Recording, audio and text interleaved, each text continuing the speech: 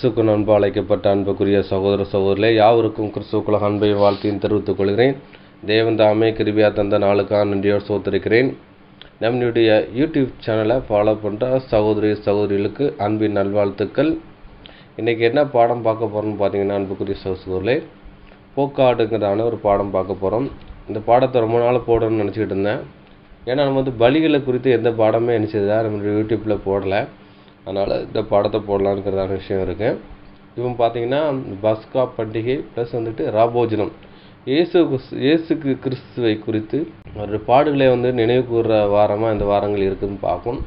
அதனால் பார்த்திங்கன்னா இந்த பாடம் கூட நம்ம இயேசு கிறிஸ்துவை மையப்படுத்துகிற ஒரு பாடமாக இருக்குதுன்னு பார்க்கும். இந்த பலியை கூட இயேசு கிறிஸ்துவினுடைய பலிக்கு ஒரு பலியை குறித்து ஒரு அடையாளப்படுத்துகிற ஒரு பாடமாக தான் இருக்குதுன்னு பார்க்கும் இந்த பாடம். நினச்சிடலாம், அதை கூட நம்ம படிச்சிடலாம், வாசிக்கலாம். இது எங்கே இருக்குதுன்னு பார்த்தீங்கன்னா, லேவியாகமம் அதிகாரம் 16 வசனங்கள் 1 முதல் 10 வசனங்கள் வாசிக்கலாம். லேவியராகமம் அதிகாரம் 16 வசனங்கள் 1 முதல் 10 வரை மற்றும் 15 முதல் 20 முடிய. ஆரோனின் 2 குமாரர் கர்த்தருடைய சந்நிதியில் சேர்ந்து மரித்து போன பின்பு கர்த்தர் மோசேயை நோக்கி, கிருபாசனத்தின் மேல் ஒரு மேகத்தில் நான் காணப்படுவேன். ஆதலால் உன் சகோதரனாகிய ஆரோன் சாகாதபடி பரிசுத்த ஸ்தலத்திலே திரைக்கு உட்புறத்தில் இருக்கிற பெட்டியின் மேலுள்ள கிருபாசன மூடிக்கு முன்பாக சகல வேளையிலும் வரவேண்டாம் என்று அவனுக்கு சொல். ஆரோன் பார்க்கும். இப்போ பார்த்தீங்கன்னா, ஆரோன் 2 குமாரர்கள் கர்த்தருடைய சந்நிதியில் சேர்ந்து மரித்து போன பின்பு கர்த்தர் மோசையை நோக்கி அப்படிங்கிற விஷயம் சொல்கிறான்னு பார்க்கும். இவங்க ஏன் மரித்தாங்கங்கிறான விஷயத்தை முந்தின வசனம் சொல்லுது பார்க்கும். இவங்க தீட்டுப்பட்டனால நினச்சிடாங்க மரிச்சிட்டாங்க பார்க்கும். ஆரோன் குமாரில் பார்த்தீங்கன்னா ஆசாரம் ஊழியம் செஞ்சுட்டு இருக்காங்க. ஊழியம் செய்ய முடிச்சு பார்த்தீங்கன்னா, அந்த கிருபாசனத்தை பற்றி எங்கே இருக்குன்னு பார்த்தீங்கன்னா, ஆசாரி கூடாரத்தில் இருக்குது, திரைக்கு அப்புறம் இருக்குன்னு சொல்லி மகாபரிசு ஸ்தலத்தில் இருக்குதுன்னு பார்க்கும். அங்கே போய் இவங்க நினச்சிட்டாங்க பார்த்தீங்கன்னா, அங்கே ஊழியம் செய்யும் போச்சு இவங்க இந்த மாதிரி மரணம் சம்பவிக்கும் பார்க்கும். அதுக்கு முன்னாடி பார்த்தீங்கன்னா சொல்லப்பட்டிருக்கு, அதாவது இஸ்ரவேல் புத்திரர் தங்களுடைய நடுவில் இருக்கிற என்னுடைய வாசஸ்தலத்தை தீட்டுப்படுத்தி தங்கள் தீட்டுகளினால் சாகாதபடி இப்படி நீங்கள் அவர்கள் தீட்டுகளுக்கும் அவர்களை விலக்கி வைக்க கடவீர்கள். அப்போ இஸ்ரவேல் புத்திரர்கள் தங்கள் நடுவில் இருக்கிற என்னுடைய வாசஸ்தலம் ஆசாரி கூடாரத்தில் தீட்டுப்படுத்தினால இவங்க நினச்சிட்டாங்க, அவங்க ஆசாரி கூட தீட்டுப்படுத்திட்டாங்க, இவங்களும் தீட்டு உள்ளவங்களாக இருக்காங்கன்னு பார்க்கணும். தீட்டு உள்ளவங்க உள்ளே போனதுனால அது தீட்டுப்பட்டுன்னு பார்க்கும். ஆசாரி மூலியமே தீட்டுப்பட்டு பார்க்கும். அது என்னங்கிறான விஷயத்த சொல்கிறாரு. பிரியமுள்ளவனும் இயந்திர கழிவுனாலே தீட்டுப்பட்டவனும் அப்படின்ருக்கு. அப்போ பார்த்தீங்கன்னா இது என்னென்னா, ஒரு ஆண் மகனுடைய விந்து ஒழுக்கல்னு பார்க்கும்.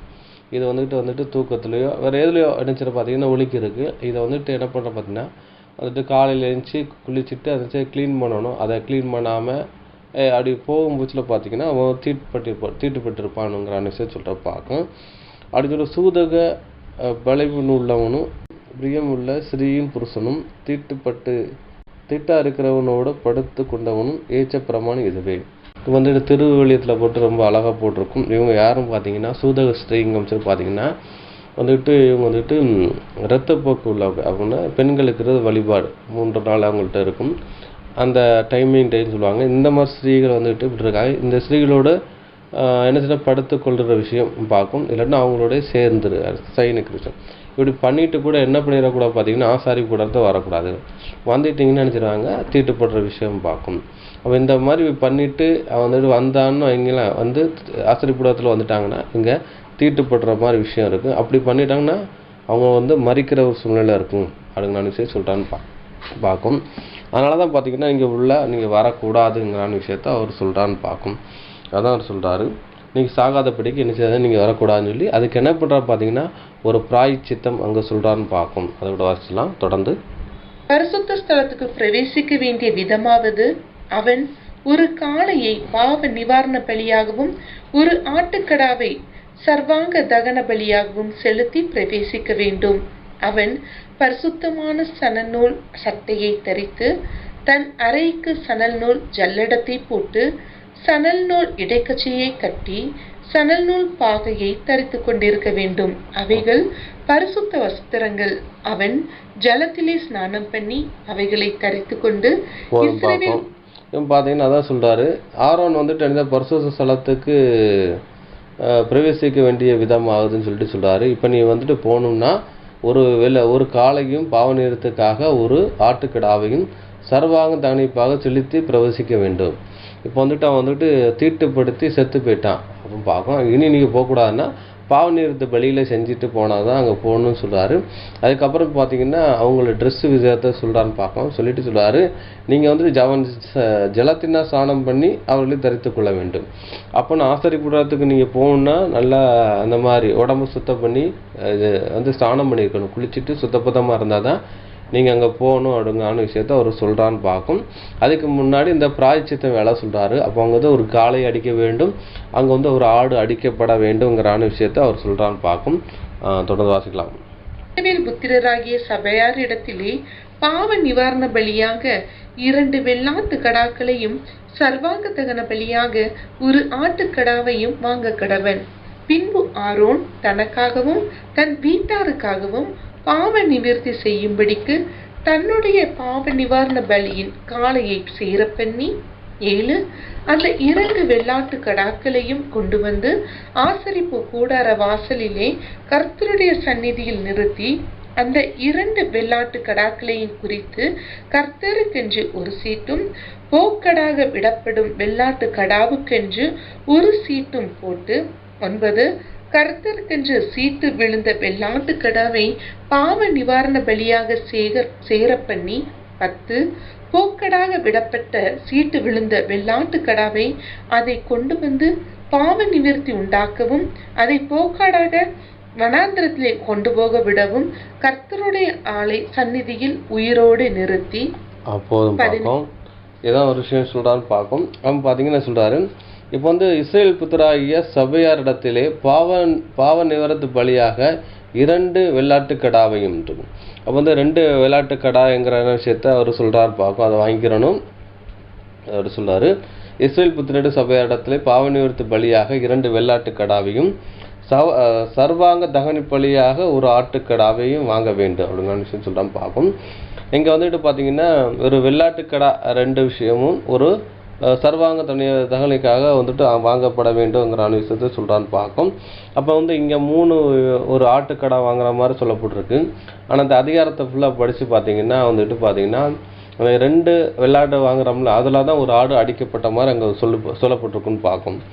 அப்போ சொல்கிறது, பின்பு ஆரோன் தனக்காகவும் தன் வீட்டாருக்காகவும் பாவ நிவர்த்தி செய்யும்படிக்கு தன்னுடைய பாவ நிவர்த்திக்காக காலையை சேர பண்ணி ஆரோன் தனக்காகவும் தனது வீட்டாருக்காகவும் அவன் தனது வீட்டாருக்காகங்கிறதுனா இங்கே பார்த்துட்டு தேவனுடைய என்னது ஆசாரிப்பு கூடாது சொல்லப்படுது பார்க்கும். அது தேவனுடைய வீடுங்கிறான விஷயம் சொல்லப்படுது பார்க்கும்.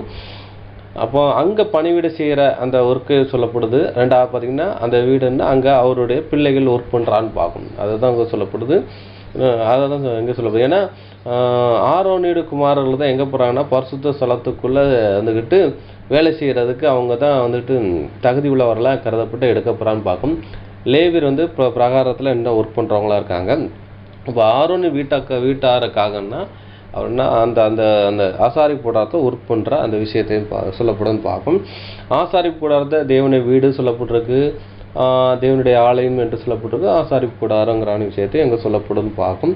இதைத்தான் சொல்கிறாரு, தேவனுடைய அதாவது என்னுடைய வீடு சகல ஜனங்கள் ஜப வீடு என்று எழுதப்பட்டிருக்குன்னு சொல்லி எசையால் சொல்லப்பட்டிருக்கு. அதே மாதிரி சொல்லியிருக்க என்னுடைய வீடை கல்லர் குகையாகிட்டீங்களே அவங்கான விஷயத்த இயேசு கிறிஸ்து அவர் சொல்லுவார்னு பார்க்கும். அதே விசேஷத்தில் அந்த விஷயங்கள் இருக்குன்னு பார்க்கும்.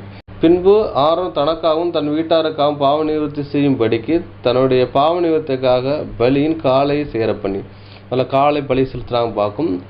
அதுக்கப்புறம் வெள்ளாட்டு கடாவையும் கொண்டு வந்து ஆசார் கூடாரத்தில் நிறுத்தி அந்த வெள்ளாட்டு கடாவைகளை குறித்து கர்த்தருக்கென்று ஒரு சீட்டு போட்டு போக்காடாக விடப்பட்ட வெள்ளாட்டு கடாவைக்கும் ஒரு சீட்டு போட்டுருக்கு.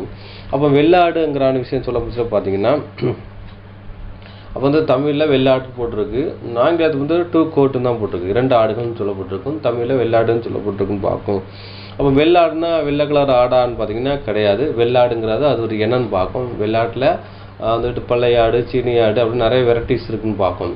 அப்படியே வெள்ளையாடு அப்படிங்கிற அம்சம் பார்த்தீங்கன்னா வெள்ளையாடுலேயும் வெள்ளை நிற உள்ள ஆடுகள் இருக்குது, கருப்பு நிற ஆடுகள் இருக்குன்னு பார்க்கணும்.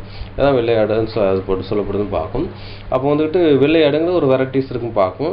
அப்போ பார்த்தீங்கன்னா சொல்கிறாரு, 2 ஆட்டுக்கடாவுக்கு குறித்து கர்த்தருக்கென்று ஒரு சீட்டு போட வேண்டும், வெள்ளாட்டு கடாவுக்கு ஒரு சீட்டும், அதுக்கப்புறம் போக்காடுக்காக ஒரு சீட்டுன்னு இருக்கும். அப்போ வந்து 2 ஆடு வச்சுருப்பாங்க. அந்த ஆட்டுக்கு என்ன செய்கிறாங்க, ஒரு உண்மையில் ஒரு வெள்ளாடும், இன்னொன்று அதுக்கு அடையாளப்படுத்துற மாதிரி ஏதாட்டும் இன்னும் வச்சுருப்பாங்கன்னு பார்க்கும்.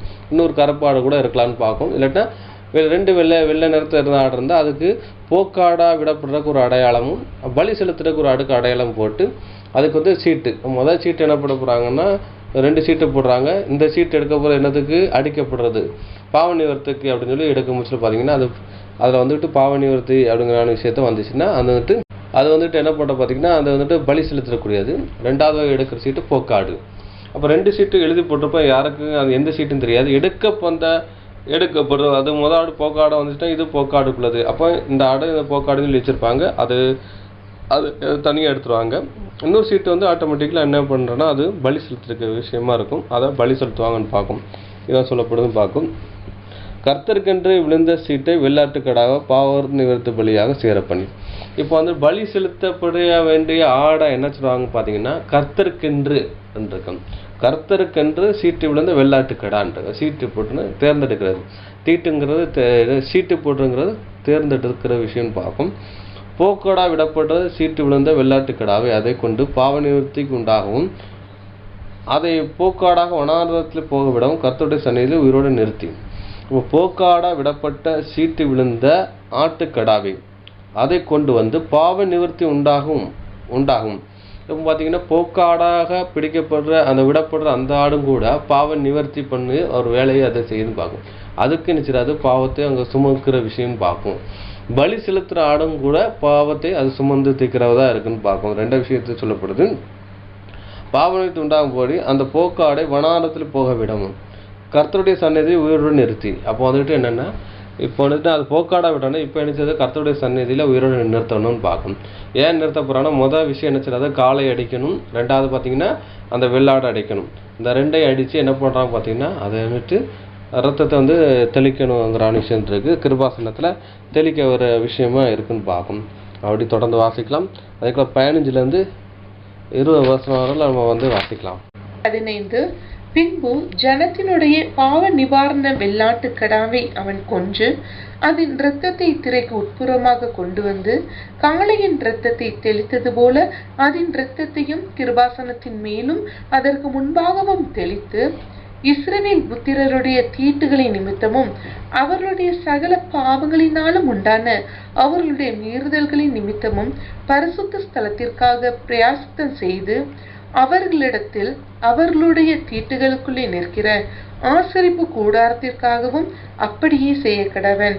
17 பாவ நிவர்த்தி செய்யும்படி அவன் பரிசுத்த ஸ்தலத்துக்குள் பிரவேசித்து தனக்காகவும் தன் வீட்டாருக்காகவும் இஸ்ரவேல் சபையார் அனைவருக்காகவும் பாவ நிவர்த்தி செய்து வெளியே வருமளவும் ஆசரிப்பு கூடாரத்தில் ஒருவரும் இருக்கலாகாது. 18 பின்பு அவன் கர்த்தருடைய சந்நிதியில் இருக்கிற பலிபீடத்தண்டை வந்து அதற்காக பிராயசித்தம் செய்து காளையின் இரத்தத்திலும் வெள்ளாட்டுக்கடாவின் இரத்தத்திலும் கொஞ்சம் எடுத்து பலிபீடத்து கொம்புகளின் மேல் சுற்றிலும் பூசி 19 தன் விரலினால் அந்த இரத்தத்தில் எடுத்து 7 தரம் அதன் மேல் தெளித்து அதை இஸ்ரவேல் புத்திரரின் தீட்டுகள் நீங்க சுத்திகரித்து பரிசுத்தப்படுத்த கடவன். 20 அவன் இப்படி பரிசுத்த ஸ்தலத்துக்கும் ஆசரிப்பு கூடாரத்துக்கும் பலிபீடத்திற்கும் பிராயசித்தம் செய்து தீர்ந்த பின்பு உயிரோடு இருக்கிற வெள்ளாட்டுக்கடாவை சேர பண்ணி போதும் பார்க்கும். இப்போ என்ன சொல்கிறா பார்த்தீங்கன்னா 15ஆம் அதிகாரத்தில் சொல்ல முடியல. இது வந்துட்டு வெள்ளாட்டுக்காடை அடிக்கப்படுது பார்க்கும். அதுக்கு முன்னாடி பார்த்தீங்கன்னா காளை அடிக்கப்படுது பார்க்கும். 14ஆம் வசனத்தில் பின்பு காளையின் இரத்தத்தினால கொஞ்சம் எடுத்து கீழ்ப்புறமாக நிறுத்தி தன் விரலினால் கிருபாசனத்தில் தெளித்து அந்த இரத்தத்தை கொஞ்சம் எடுத்து கிருபாசனத்துக்கு முன்பாக 7 தரம் தன் விரலினால் தெளித்த கடவன் இருக்கும். இப்போ காளை அடித்து அந்த ரத்தத்தை எடுத்து 7 தரம் தெளிக்காங்க பார்க்கும். அதுக்கப்புறம் பார்த்தீங்கன்னா வெள்ளாட்டுக்கடாவே வந்து கொன்று அந்த ரத்தத்தை எடுத்து அதை என்ன பண்ணுறா பார்த்தீங்கன்னா கிருபாசனத்தில் எங்கே வந்து தெளிக்காங்கன்னு பார்க்கும். அதுக்கப்புறம் பார்த்தீங்கன்னா சொல்கிறாங்க இஸ்ரவேல் புத்திரருடைய தீட்டு நிமித்தமும் அவருடைய சகல பாவங்களினால் உண்டான அவருடைய மீறுதல் நிமித்தமும் பரிசுத்த ஸ்தலத்திற்கு பிராயச்சித்தம் செய்து அவரிடத்திலும் அவரிடத்தில் தீட்டு உள்ள நிற்கிற ஆசாரி கூடாரத்தில் அப்படியே செய்ய வேண்டும். அப்போ வந்துட்டு இந்த 2 பலியும், காளை பலியும் அந்த வெள்ளாட்டு காளை பலியும் என்ன பண்ணுது பார்த்தீங்கன்னா, இஸ்ரவேலுடைய பாவங்களையும் அந்த நிவர்த்தி பண்ணுது. ஆசாரி கூடாரத்தில் ஊழியர் அந்த ஊழியருடைய அந்த அந்த அவங்களுடைய பாவத்தையும் நிவர்த்தி பண்ணுறதாக இருக்குன்னு பார்க்கும். அதுக்கப்புறம் பார்த்தீங்கன்னா சொல்றாரு, பாவ நிவர்த்தி செய்யும்படி அவன் பரிசுத்த ஸ்தலத்துக்குள்ள பிரவேசித்து தனக்காகவும் தன் வீட்டாருக்காகவும் இஸ்ரவேல் சபையர் அனைவருக்காகவும் பாவ நிவர்த்தி செய்து வெளியே வருமளவும் ஆசாரி கூடாரத்தில் ஒருவனும் இருக்கலாகாது. அப்போ வந்து இந்த விஷயத்தை யார் பண்ணுறான்னு பார்த்தீங்கன்னா, ஆரோன் வந்துட்டு செய்கிறாரு. ஒரு பிரதான ஆசிரியர் அந்த விஷயங்கள் பண்ணுறான்னு பார்க்கும். அதுக்கப்புறம் பார்த்தீங்கன்னா என்ன செய்கிறாரு பார்த்தீங்கன்னா, காளையின் ரத்தத்தை எடுத்து வெள்ளாட்டு ரத்தத்தையும் எடுத்து கொஞ்சம் எடுத்து பலிபீடத்தில் கொம்பில் வந்து பூசுறான்னு பார்க்கும். அப்போ வந்துட்டு காளையின் ரத்தமும் வெள்ளாட்டு கட்ட ரத்தத்தையும் எடுத்து பூசுறான்னு பார்க்கும். தன் விரலில் அந்த ரத்தத்தை எடுத்து 7 தரம் தெளித்து இஸ்ரவேல் புத்திரன் தீட்டுக்கள் நீக்கி சுத்திகரிக்க பரிசுத்தப்படுத்த கடவன் இருக்கு. அப்போ பார்த்தீங்கன்னா இந்த காளை பலியை எப்படி வந்துட்டு 7 தரம் தெளித்தாங்களோ அதே மாதிரி பார்த்தீங்கன்னா இந்த வெள்ளாட்டு இதையும் என்ன செய்றாரு 7 தரம் தெளிக்கான்னு பார்க்கும்.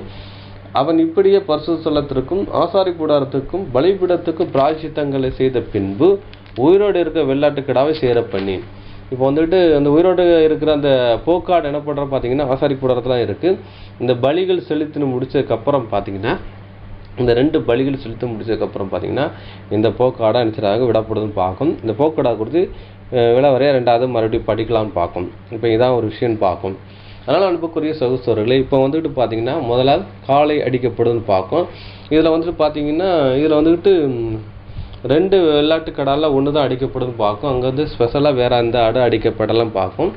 அப்போ அடிக்கப்படுது. அப்போ காளையினுடைய பலி என்னன்னு பார்க்க போகிறோம். 2வது வெள்ளாட்டு கடாவினுடைய பலி என்னன்னு பார்க்க போகிறோம். இன்னொரு போக்காடை குறித்து நம்ம பார்க்க போகிறோம்னு பார்க்கும். அதனால் அனுப்பக்கூடிய சகோதரர்களே, முதலாவது பார்த்திங்கன்னா இந்த பாடத்தை கூட நம்ம வேதமானவர்கள் எடுத்திருக்காங்க.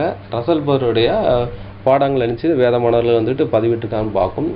அதில் என்ன பேசியிருக்காங்கன்னு பார்த்தீங்கன்னா அன்புக்குரிய சகோதரர்களே, காளையினுடைய பலியை என்ன பண்ணுறாங்க பார்த்தீங்கன்னா சில சகோதரர்கள் வேதமானவர்கள் சில சகோதரர் இந்த இப்படி எடுத்திருக்காங்க. என்ன பார்த்தீங்கன்னா காளையின் பலி வந்துக்கிட்டு அதாவது சபையின் பலி அப்படிங்கிற விஷயத்தை சொல்லியிருக்காங்க.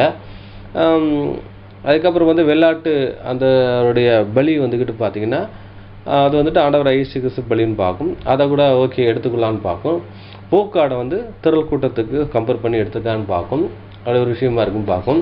இது வந்து ஒரு வியூவோடு எடுத்துருக்காங்க, ஒரு கண்ணோட்டத்தோடு எடுக்காங்கன்னு பார்க்கும். இது நம்ம எடுக்க பாடம் வந்து இதுக்கு முற்றிலுமாக வேறுபட்ட கருத்துக்களாக இருக்குன்னு பார்க்கும். அதனால் அன்புக்குரிய சகோதரர்களே, இப்போ காளையும் வெள்ளாட்டு கடாவுடைய பலி அங்கே செலுத்தப்படுன்னு பார்க்கும். அப்போ வந்து வெள்ளாடை வந்துக்கிட்டு எதுனா நம்ம ஆண்டவராக இயேசு கிறிஸ்துக்கு கம்பேர் பண்ணுறோன்னு பார்க்கும். அது நேச்சர் தான். இப்போ வந்துட்டு அதுக்கு முன்னாடி காளையை வந்துட்டு பலி செலுத்துறான்னு பார்க்கும். இப்போ பார்த்தீங்கன்னா இயேசு கிறிஸ்து ரான்ஸுக்கு முன்னாடி அதாவது காளை வந்துக்கிட்டு சபைன்னா சபை வந்துக்கிட்டு அப்போ வந்துட்டு ஜீவனை கொடுத்துச்சா, ரத்தம் சிந்திச்சா அப்படிங்கிற ஒரு கேள்வி கூட வருதுன்னு பார்க்கும். அப்போ வந்துட்டு பார்த்தீங்கன்னா இன்னொரு கேள்வி சொல்லுவாங்க, ரத்தம் சிந்தலை சபை வந்துட்டு ரத்தம் சிந்துற ஜீவனை கொடுக்குற விஷயமா ஊழியம் செய்கிற விஷயத்துக்கு நம்ம அடையாளப்படுத்தலாமா அப்படின்னு பார்த்தீங்கன்னா அப்பயும் பண்ண முடியாதுன்னு பார்க்கும். ஏன்னா நம்ம ஆண்டவராக இயேசு கிறிஸ்துடைய ரேன்சம் அப்புறம் தான் என்ன பண்ணுறோம் பார்த்தீங்கன்னா சபை வந்துட்டு ஸ்தாபிக்கப்படுது, சபையார் அங்கே வந்துட்டு சேர்க்கப்படுறாங்கன்னு பார்க்கும். ஏன்னா அந்த மேல் வீட்டு அறையில் 120 பேர் வந்துட்டு தான் அங்கே சேர்ந்து அதுக்கப்புறம் பார்த்தா பெந்தேகோஸ்து நாளில் பரிசுத்த ஆவி பிச்சைக்கப்புறம் தான் அங்கே வந்துட்டு ஊழியம் ஸ்டார்ட் ஆகுது. அங்கே அதுக்கப்புறம் என்ன பண்ணுறோம்னா சபையாக வந்துட்டு அங்கே வராங்கன்னு பார்க்கும். இப்படி ஒரு சூழ்நிலை இருக்குன்னு பார்க்கும். இந்த ஒரு விஷயம் அடையாளப்படுத்துன்னு பார்க்கும். அப்போ அந்த காளையினுடைய பலியை என்ன பண்ண முடியாது பார்த்தீங்கன்னா அங்கே சபையின் வகுப்பாருக்கு எடுத்துக்கொள்ள முடியாதுன்னு பார்க்கும். அப்போ வந்துட்டு காளையின் பலி வந்துக்கிட்டு எடுத்து அது 7 தரம் தெளிக்கப்படுதுன்னு பார்க்கும். அப்போ அது காளை உயிர் விடுற விஷயத்தை அடையாளப்படுத்துன்னு பார்க்கும். அப்போ பார்த்தீங்கன்னா வந்துக்கிட்டு காளை வந்துக்கிட்டு என்ன பண்ணுறது பார்த்தீங்கன்னா அதாவது சபை வந்துட்டு உயிரை விட்டுச்சா அப்படிங்கிற ஒரு கேள்வி வரும். உயிரை விட்டுனா ரத்த சாட்சியாக மறிக்கிற விஷயத்தை அடையாளப்படுத்துன்னு பார்க்கும். அப்போ 7 தரம் அந்த ரத்தத்தை எடுத்து 7 தரம் தெளிக்க விடுற விஷயத்தை அடையாளப்படுத்துன்னு பார்க்கும். அப்போ பார்த்தீங்கன்னா ஒரு மனிதனுடைய ரத்தம் என்ன பண்ண முடியாது பார்த்தீங்கன்னா பாவ நிவர்த்தி செய்யப்பட முடியாதுன்னு பார்க்கும். ஏன்னா நம்மளோட துர்க்குணத்தில் உருவானம் என் தாயின் பாவத்தின் கருப்பம் தடித்தான்னு சொல்லி சங்கீதக்காரன் தாவீது சொல்லிட்டான்னு பார்க்கும். அப்போ மனுஷன் எல்லாமே ஆதாமினுடைய பாவத்தில் வந்திருக்கும், கீழ்ப்படியாக பாவத்தில் வந்திருக்கும். எல்லாருமே நினைச்சிட்டான்னு பார்த்தீங்கன்னா அந்த பாவங்கிறான விஷயம் இருக்குது. நம்ம ரத்தம் வந்துக்கிட்டு பரிசுத்தப்படுத்த முடியாது அங்கிற விஷயத்தை சொல்லப்படுதுன்னு பார்க்கும். அப்போ வந்து இந்த காளை பலி யாரை அடையாளப்படுத்துன்னு பார்த்தீங்கன்னா, காளை பலி நம்ம ஆண்டவராகிய இயேசு கிறிஸ்துவை அடையாளப்படுத்துன்னு பார்க்கும். அப்போ இந்த வெள்ளாட்டு பலி யாரை அடையாளப்படுத்துன்னு பார்த்தீங்கன்னா, அதுவும் நம்ம ஆண்டவராகிய இயேசு கிறிஸ்துவை தான் அடையாளப்படுத்துது அப்படிங்கிற விஷயம் சொல்லப்படுதுன்னு பார்க்கும். எப்படியும் புரிஞ்சுக்கலாம்னு பார்த்தீங்கன்னா, காளையை அடித்து அந்த ரத்தத்தை எடுத்து கிருபாசன தண்டையில் தெளிக்கப்படுதுன்னு பார்க்கும். அப்போ கிருபாசன தண்டைன்னா தேவன் இருந்து பேசக்கூடிய விஷயம் வந்து பார்க்கும். அப்போ 7 தரம் அப்படிங்கிற விஷயம் தெளிக்கப்படுதுன்னு பார்க்கும். அந்த 7 தரங்கிறது 7 சபையின் காலகட்டத்து வரைக்கும் அந்த ரத்தம் வந்துட்டு பரிந்து பேசுகிறதா இருக்குன்னு பார்க்கும். அதுக்கப்புறம் பார்த்தீங்கன்னா, இந்த வெள்ளாட்டு கடாவின ரத்தம் அப்படின்னு பார்த்தீங்கன்னா, அதுவும் வந்துட்டு 7 தரம் தெளிக்கப்படுற விஷயம் பார்க்கும். அதுவும் நம்ம ஆண்டவராகிய இயேசு கிறிஸ்துவினுடைய ரத்தத்தை அடையாளப்படுத்துகிற விதமாக இருக்குன்னு பார்க்கும்.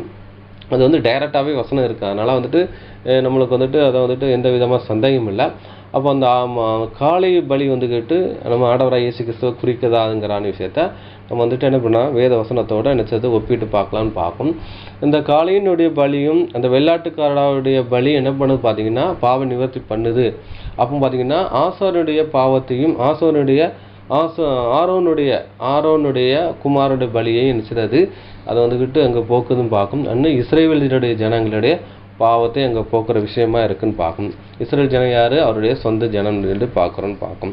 அதனால் அன்புக்குரிய சகோதரரே, அப்போ ஆரோன் யாருன்னு பார்த்தீங்கன்னா, மோசேயினுடைய சகோதரன் பார்க்கும். அப்போ அவருக்கு தான் என்ன பண்ணுறது அந்த ஆசாரிய ஒளி செய்கிறான்னு பார்க்கும். அப்போ மோசே யாருக்கு நிலநாட்டமாக இருக்கான்னு பார்த்தீங்கன்னா, நம்ம ஆண்டவராகிய இயேசு கிறிஸ்துவுக்கு நிலநாட்டமாக இருக்கார். அது வந்துட்டு டைரெக்டாகவே நிறைய வசனங்கள் இருக்குது, உபாகத்தில் இருக்குது. என்னை போல ஒரு தீர்க்கதரிசி சகோதர மத்தியில் இளம்ப பண்ணுவேன்ட்டு இருக்காரு. ஆண்டவராகிய இயேசு கிறிஸ்துவை சொல்கிறாரு, மோசே சொன்ன தீர்க்கதரிசி நான் தான் அப்படிங்கிற விஷயம் சொல்கிறான்னு பார்க்கும். மோசே 40 நாள் சீனாய் மலையிலிருந்து தேவனுடைய கற்பனையை வாங்கி ஜனங்கள்கிட்ட போதிக்கிறான்னு பார்க்கும். அதே மாதிரி நம்ம ஆண்டவராகிய இயேசு கிறிஸ்து 40 நாள் வனாந்தரத்தில் இருந்து தேவனுடைய கற்பனை வாங்கி ஜனங்கள்கிட்ட போதிக்கிறான்னு பார்க்கும். அதனால தான் சொல்ல முடிச்சு ஆண்டவராகிய இயேசு சொல்கிறாங்க, நான் வந்து சுயமாக பேசலை, பிதா என்ன சொல்லியிருக்கோ அதை வந்து உங்களுக்கு சொல்கிறேங்கிற விஷயத்தை அவர் சொல்கிறான்னு பார்க்கும். அப்போ அந்த ஆரோன்ங்கிறான்னு யாருன்னு பார்த்தீங்கன்னா, மோசையின் சகோதரான்னு பார்க்கும். அதே மாதிரி பார்த்தீங்கன்னா, மோசை யாருக்கு நிலாட்டமாக இருக்குன்னா, நம்ம ஆண்டவராகிய இயேசு கிறிஸ்துவுக்கு நிலாட்டமாக இருக்கான்னு பார்க்கும். அதே மாதிரி பார்த்தீங்கன்னா, வந்துட்டு ஊழியம் செய்கிற யாருன்னா சபை வகுப்பார்ன்னு பார்க்கும். சபை வகுப்பாரை அடையாளப்படுத்துன்னு பார்க்கும். தேவனுடைய வேலை செய்கிற பிள்ளைகளை அடையாளப்படுத்துன்னு பார்க்கும். அப்போ வந்துட்டு உறவுக்கு நம்ம என்ன உறவு, அதாவது ஆரோனும் மோசை யானன்னா சகோதரன் அப்படிங்கிற விஷயம் சொல்லப்படுதுன்னு பார்க்கும். சகோதர உறவுன்னு சொல்லப்படுதுன்னு பார்க்கும். அப்போ பார்த்தீங்கன்னா, இயேசு கிறிஸ்து யாராக இருக்காருன்னு பார்த்தீங்கன்னா, அவர் நமக்கு மூத்த சகோதரராக இருக்கான்னு பார்க்கும். நாம் வந்துட்டு அவருக்கு இளைய சகோதரராக இருக்கான்னு பார்க்கும். அப்போ மூத்த சகோதரருங்கிற விஷயத்தை அங்கே சொல்லப்படுதுன்னு பார்க்கும். அப்போ வந்துட்டு அந்த இயேசு கிறிஸ்து வந்துக்கிட்டு பார்த்தீங்கன்னா வந்துட்டு அந்த ஆசாரிய ஊழியம் செய்யலைன்னு பார்க்கும். யார்? அந்த மோசே வந்துக்கிட்டு ஆசார ஊழியம் செய்யலைன்னு பார்க்கும். அதே மாதிரி பார்த்தீங்கன்னா, நம்ம ஆண்டவராகிய இயேசு கிறிஸ்து வந்து இந்த பூமியில் இருக்கும் போச்சில் ஆசாரிய ஊழியம் செய்யலைன்னு பார்க்கும். அவர் வந்து பூமியில் இருக்கும் போச்சில் ஆசாரியாக இருக்க மாட்டார்ங்கிற விஷயத்த அப்போஸ்தலன் பவுல் வந்துக்கிட்டு எபிரேயரில் வந்து சொல்லியிருப்பான்னு பார்க்கும். அப்போ இந்த ஆசாரிய ஊழியம் அப்படிங்கிற விஷயம் என்னென்னா பார்த்தீங்கன்னா, பழைய ஏற்பாட்டில் ஆசாரிய ஊழியம் செய்கிறதுனா தேவனுடைய வேலைகள் செய்கிற விஷயத்தையும் பார்க்கும். தேவனுடைய கிட்டி செய்கிற விஷயம், பாவத்தை போக்குற அந்த பரிகார வேலையை யார் பண்ண பார்த்தீங்கன்னா, ஆரோனுடைய குமாரர்கள் செய்தான்னு பார்க்கும். புதிய ஏற்பாட்டில் பார்த்தீங்கன்னா, பாவத்தை போக்குற விஷயம் எதுன்னா நம்ம ஆண்டவராகிய இயேசு கிறிஸ்து ரத்தம் ரேன்சம் பார்க்கும். அதை குறித்து நம்ம சொல்கிறது தான் சபையாரோட வகுப்பாருடைய வேலையாக இருக்கு பார்க்கும். அதை தான் அங்கே சொல்லப்படுன்னு பார்க்கும். இப்போ வந்துட்டு பார்த்தீங்கன்னா, அந்த ஆசாரி கூடாரத்தில் போகிறதுக்கு தீட்டுப்படக்கூடாது. யாரும் ஆரோனின் புத்திரர்கள் தீட்டுப்படக்கூடாதுன்னு இருக்குன்னு பார்க்கும்.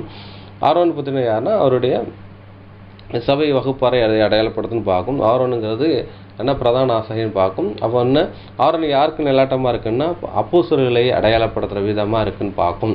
எப்படி பார்த்தீங்கன்னா, அந்த ஆசாரி கூடாரத்தில் 12 ரிஷபங்களும் தண்ணீர் தொட்டியை தாங்கி பிடிக்கிறது இருக்குன்னு பார்க்கும்.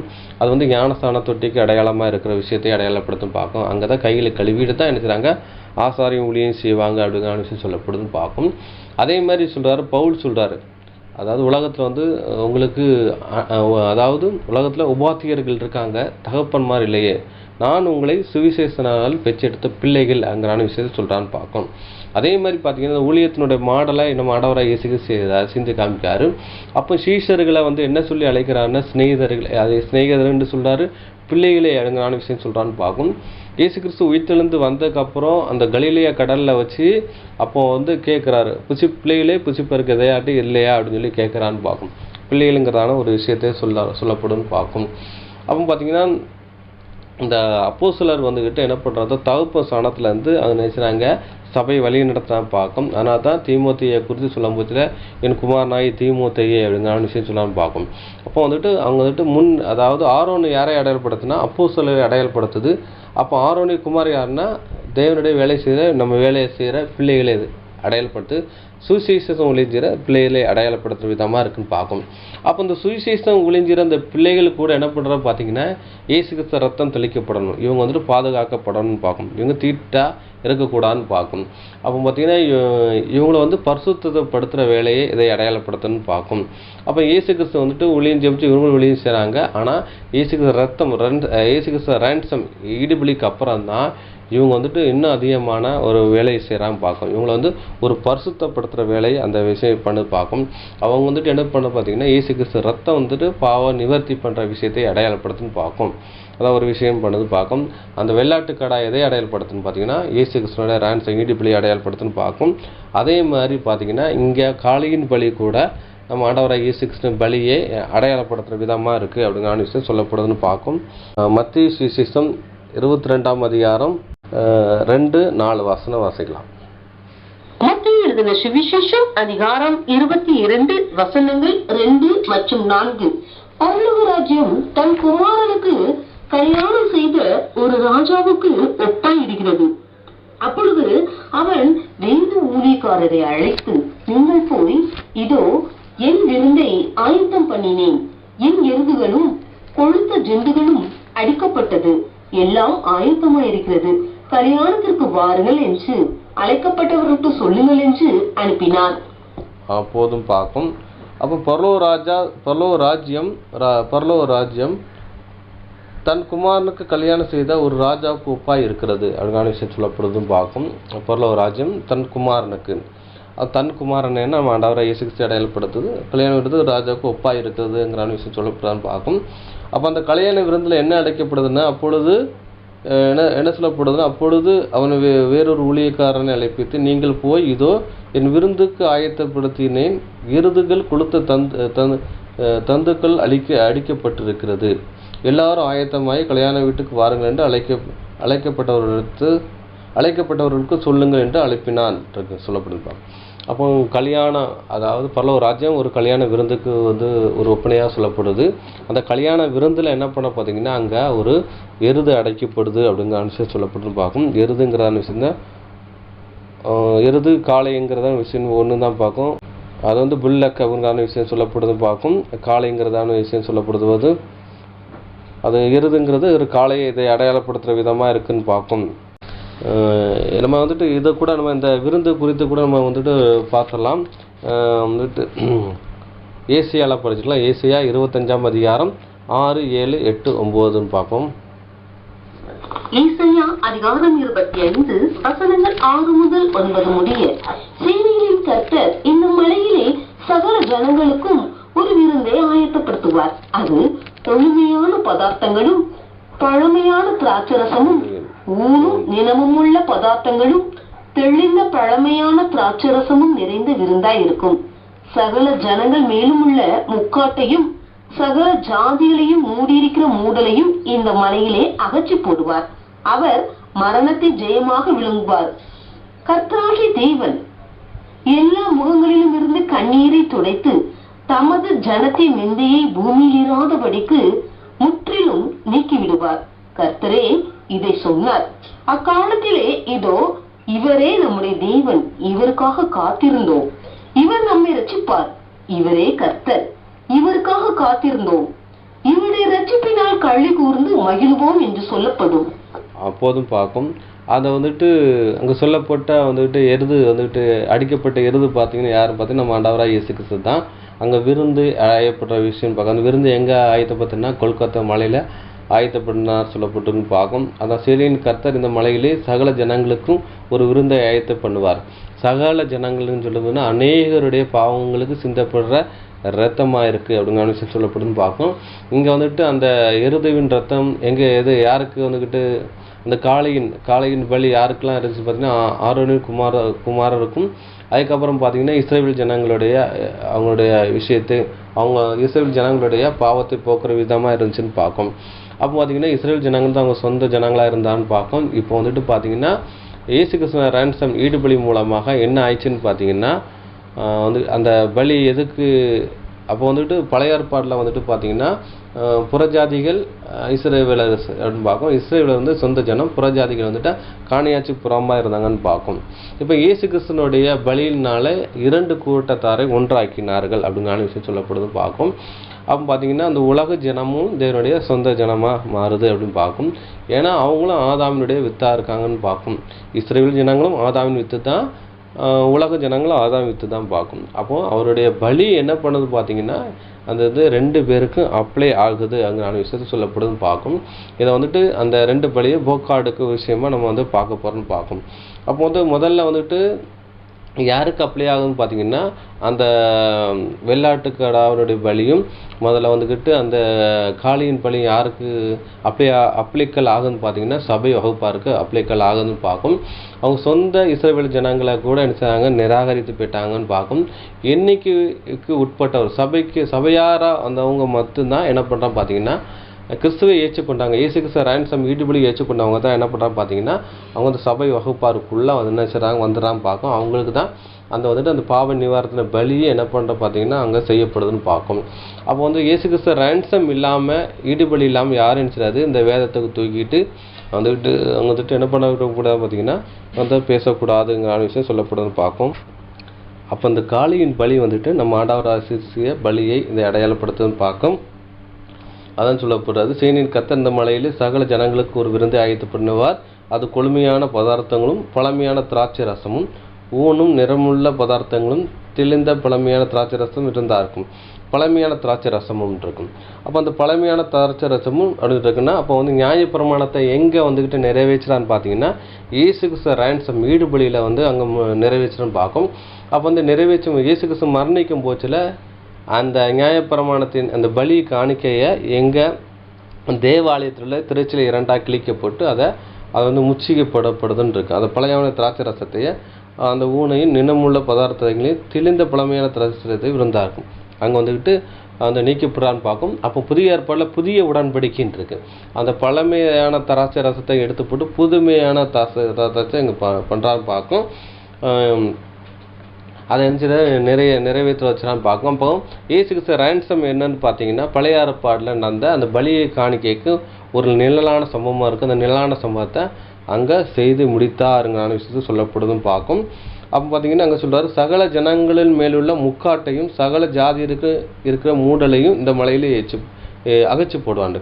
அப்போ முக்காடுங்கிற விஷயத்தை என்னென்னா முக்காடை வந்துட்டு அகச்சு போடுறான் இருக்கும் அப்படிங்கிற விஷயத்த என்ன சொல்லுது, முக்காடை வந்து அகச்சு போடுறான் இருக்கு. சகல ஜாதி இருக்க மூடலை அப்படின்னு இருக்கு. இந்த முக்காடும் மூடலைங்கிறது என்னென்னா எதை அடையாளப்படுத்தணும்னா அவர் அறியாமைன்னு சொல்கிறது. அந்த அறியாமையை நினச்சிடாது நீக்கப்படுற விஷயம் பார்க்கும். அப்போ வந்துட்டு பழைய ஏற்பாடு வாசிக்கும் போச்சில் இஸ்ரேல் ஜனங்கள் முக்காடு போட்டிருக்காங்கன்னு பார்க்கும். அது ஒரு நினச்சிடாங்க அந்த பழைய ஏற்பாடை பிடிச்சிக்கிட்டு வைக்கிற விஷயத்தை அங்கே அடையாளப்படுத்துன்னு பார்க்கும். இங்கே புறஜாதிகிட்ட என்ன இருக்குன்னு பார்த்தீங்கன்னா மூடத்தனம் இருக்குன்னு பார்க்கும். அந்த 2 விஷயத்தையும் நினச்சிடாது நியாயப்பிரமாணத்தில் இருக்க அந்த பலியை காணிக்கை அந்த விஷயத்தை எங்கே நீக்கப்படுறான்னு பார்த்தீங்கன்னா அந்த மலையில் நீக்கப்படுறான்னு பார்க்கும். அவர் மரணத்தை ஜெயமாக விளங்குவார். கர்த்தராகிய தேவன் எல்லா மூங்களில் இருந்த கண்ணீரை துடைத்து தனது ஜனத்தின் நிந்தையை பூமியில் இராதபடி முற்றிலும் நீக்கி போடுவார். கர்த்தரை இதை சொன்னான் இருக்கும். இப்போ என்ன பண்ணுறா பார்த்தீங்கன்னா அவள் வந்துட்டு என்ன சொல்லுவாருன்னா தனது ஜனத்தின் நிந்தையை பூமியில் இராதபடி முற்றிலும் நீக்கப்படுவார்ன்னு இருக்கு. அப்போ பார்த்தீங்கன்னா நிந்தைங்கிறான விஷயத்துன்னு சொல்லப்படுதுன்னு பார்க்கும். அங்கே பார்த்தீங்கன்னா என்ன சொன்னால் காளியின் பலியினால் என்னென்னா இஸ்ரவேல் ஜனங்களுடைய அதாவது பாவ நிவர்த்தி அந்த நிந்தை எடுத்துப்பட்டது. 2வது பார்த்தீங்கன்னா ஆரோனுடைய பாவங்களே அந்த நீக்கப்படுற விஷயத்தை அங்கே சொல்லப்படுதுன்னு பார்க்கும். அதுக்கப்புறம் சொல்கிற அக்காலத்திலே இதோ இவரே நம்முடைய தேவன், இவருக்காக காத்திருந்தோம், இவர் நம்மை ரட்சிப்பார். இவரே நம்முடைய கர்த்தர், இவருக்காக காத்திருந்தோம், இவருடைய ரட்சிப்பினால் களி கூறுவோம் என்று சொல்லப்படுதுன்னு பார்க்கும். அதனால் அனுப்பக்கூடிய சகோதரர்களே, அப்போ இயேசு கிறிஸ்துனால மீட்புங்கிறான விஷயத்த பழைய ஏற்பாடில் சொல்லப்பட்டிருக்கு. அதான் அங்கே சொல்லப்படுறதுக்கு. இன்னொன்று வந்து கிறிஸ்து மெசியா பிறந்து இந்த காரியங்களை செய்வார் அப்படிங்கிற விஷயத்த இஸ்ரேல் ஜனங்கள்கிட்ட வந்துட்டு நம்பப்படுற விஷயமா இருந்துச்சுன்னு பார்க்கும். அதில் வந்துட்டு கிறிஸ்துவை யாரெல்லாம் ஏற்றுக்கொண்டாங்களோ அவங்க என்ன பண்ணுறாங்க பார்த்தீங்கன்னா சபை வகுப்பாருக்குள்ளே வந்துட்டு போனாங்க பார்க்கும்.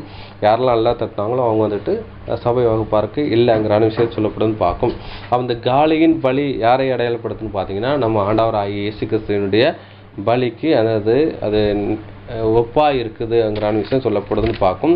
அடுத்தபடி அன்புக்குரிய சகோதரரே, அதுக்கப்புறம் இந்த காளையின் பலி காளை யாரை அடையாளப்படுத்துதுங்கிற விஷயத்த நம்ம கூட படிக்கலாம்.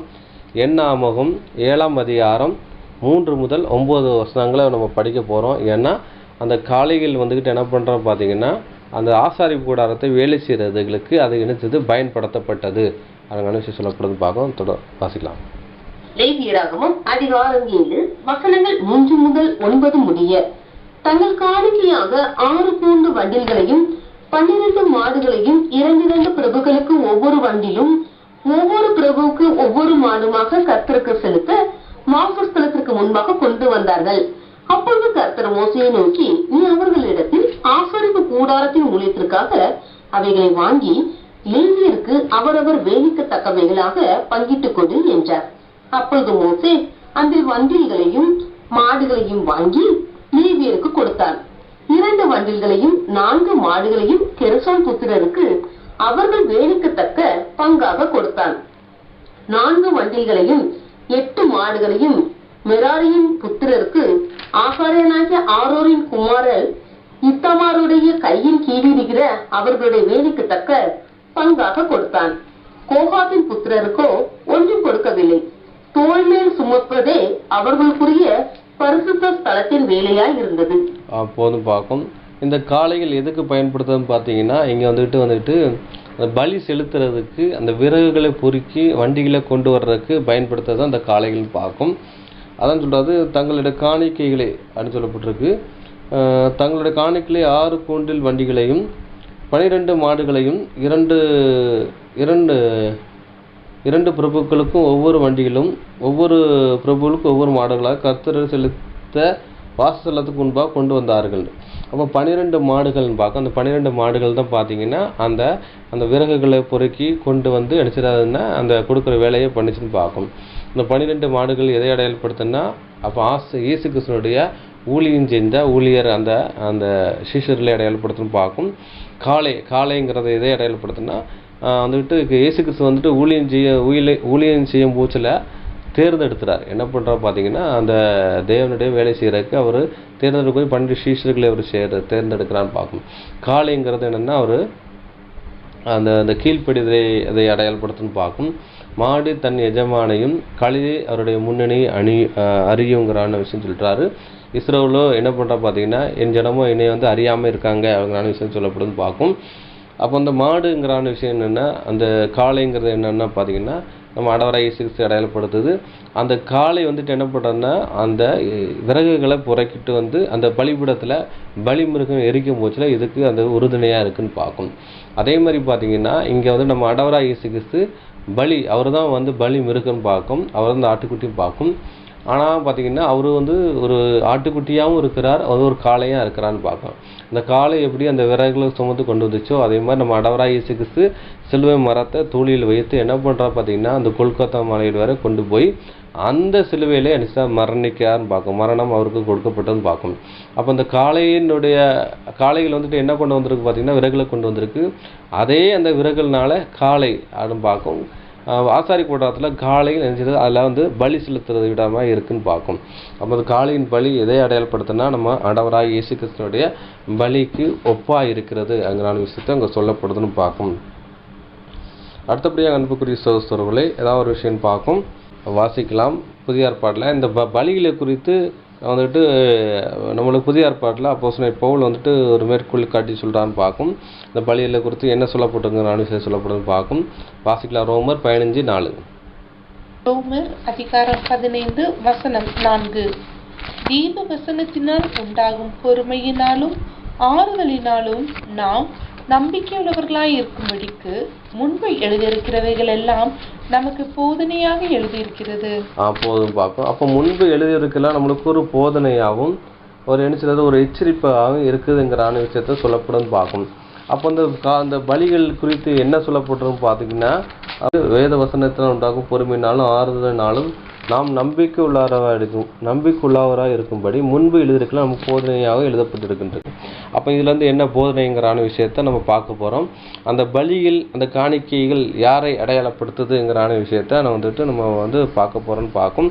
அப்போ இந்த எருதுகள் எருது யாரை அடையாளப்படுத்த நம்ம ஆண்டவராகிய இயேசு கிறிஸ்துவை நம்ம அடையாளப்படுத்துங்கிறான விஷயத்தை சொல்லப்படுன்னு பார்க்கும். அந்த பலி காணிக்கை யாரை அடையாளப்படுத்துங்கிறான விஷயத்த நம்ம பார்க்க போகிறோம். வாசிக்கலாம். எபிரியர் 9ஆம் அதிகாரம் 9 முதல் 15 வரைக்கும், அதுக்கப்புறம் 19 முதல் 28 வரைக்கும் வாசிக்கலாம் இந்த பலிகளை குறித்து.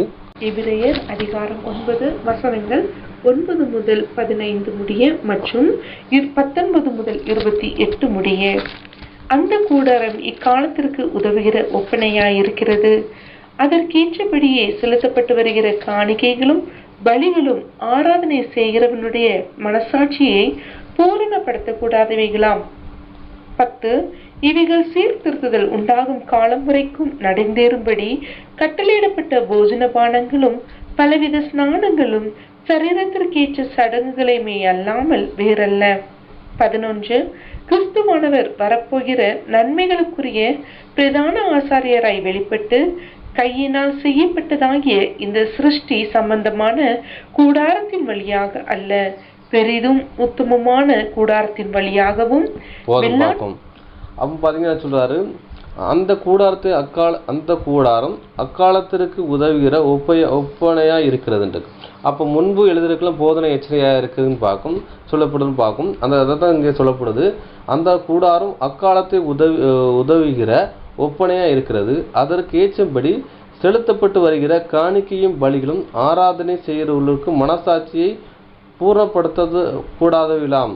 அப்போ பார்த்தீங்கன்னா அங்கே ஆராதனைங்கிறது என்னென்னா, அங்கே ஜீவ பலியை ஒப்பு கொடுக்குறாங்க. அங்கே என்ன பண்ணுறாங்க பார்த்தீங்கன்னா, பலி காணிக்கையில் அங்கே செய்யப்படுறாங்க.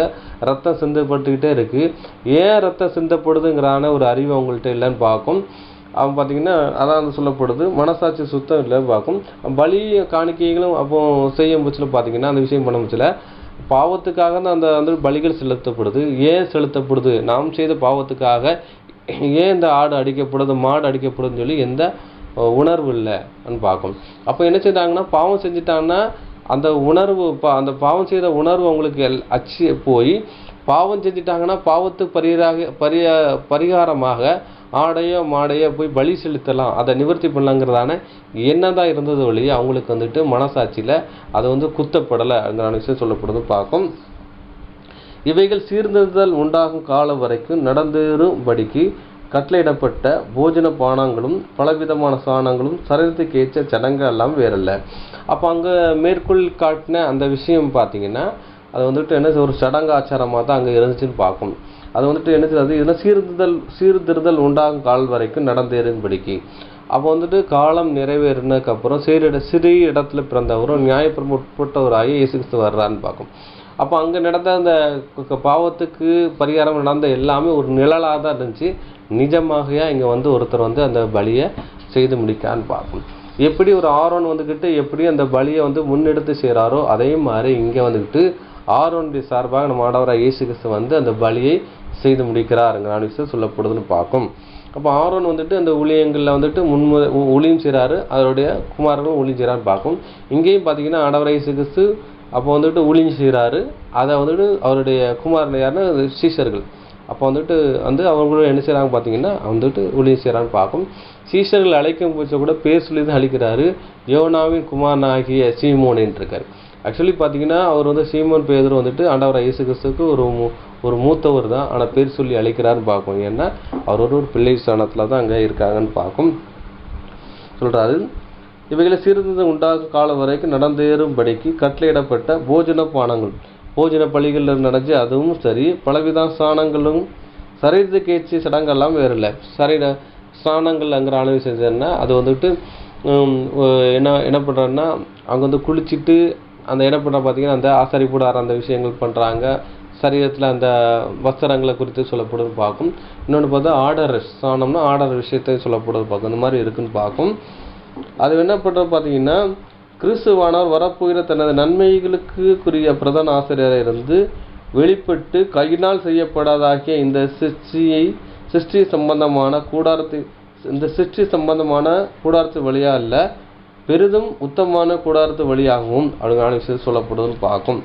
அப்போ என்னது, அது இந்த சிருஷ்டி சம்பந்தமான கூடாரத்து வழியாக அல்ல, பெரிதும் உத்தமமான கூடாரத்து வழியாகவும் இருக்கும். அப்போ இந்த ஆசாரி கூடாரத்து மூலமாக அந்த பலி செலுத்துகிற மூலமாக என்னது பாவ நிவர்த்தி பண்ணலைங்கிற விஷயத்தை சொல்லப்படுதுன்னு பார்க்கும்.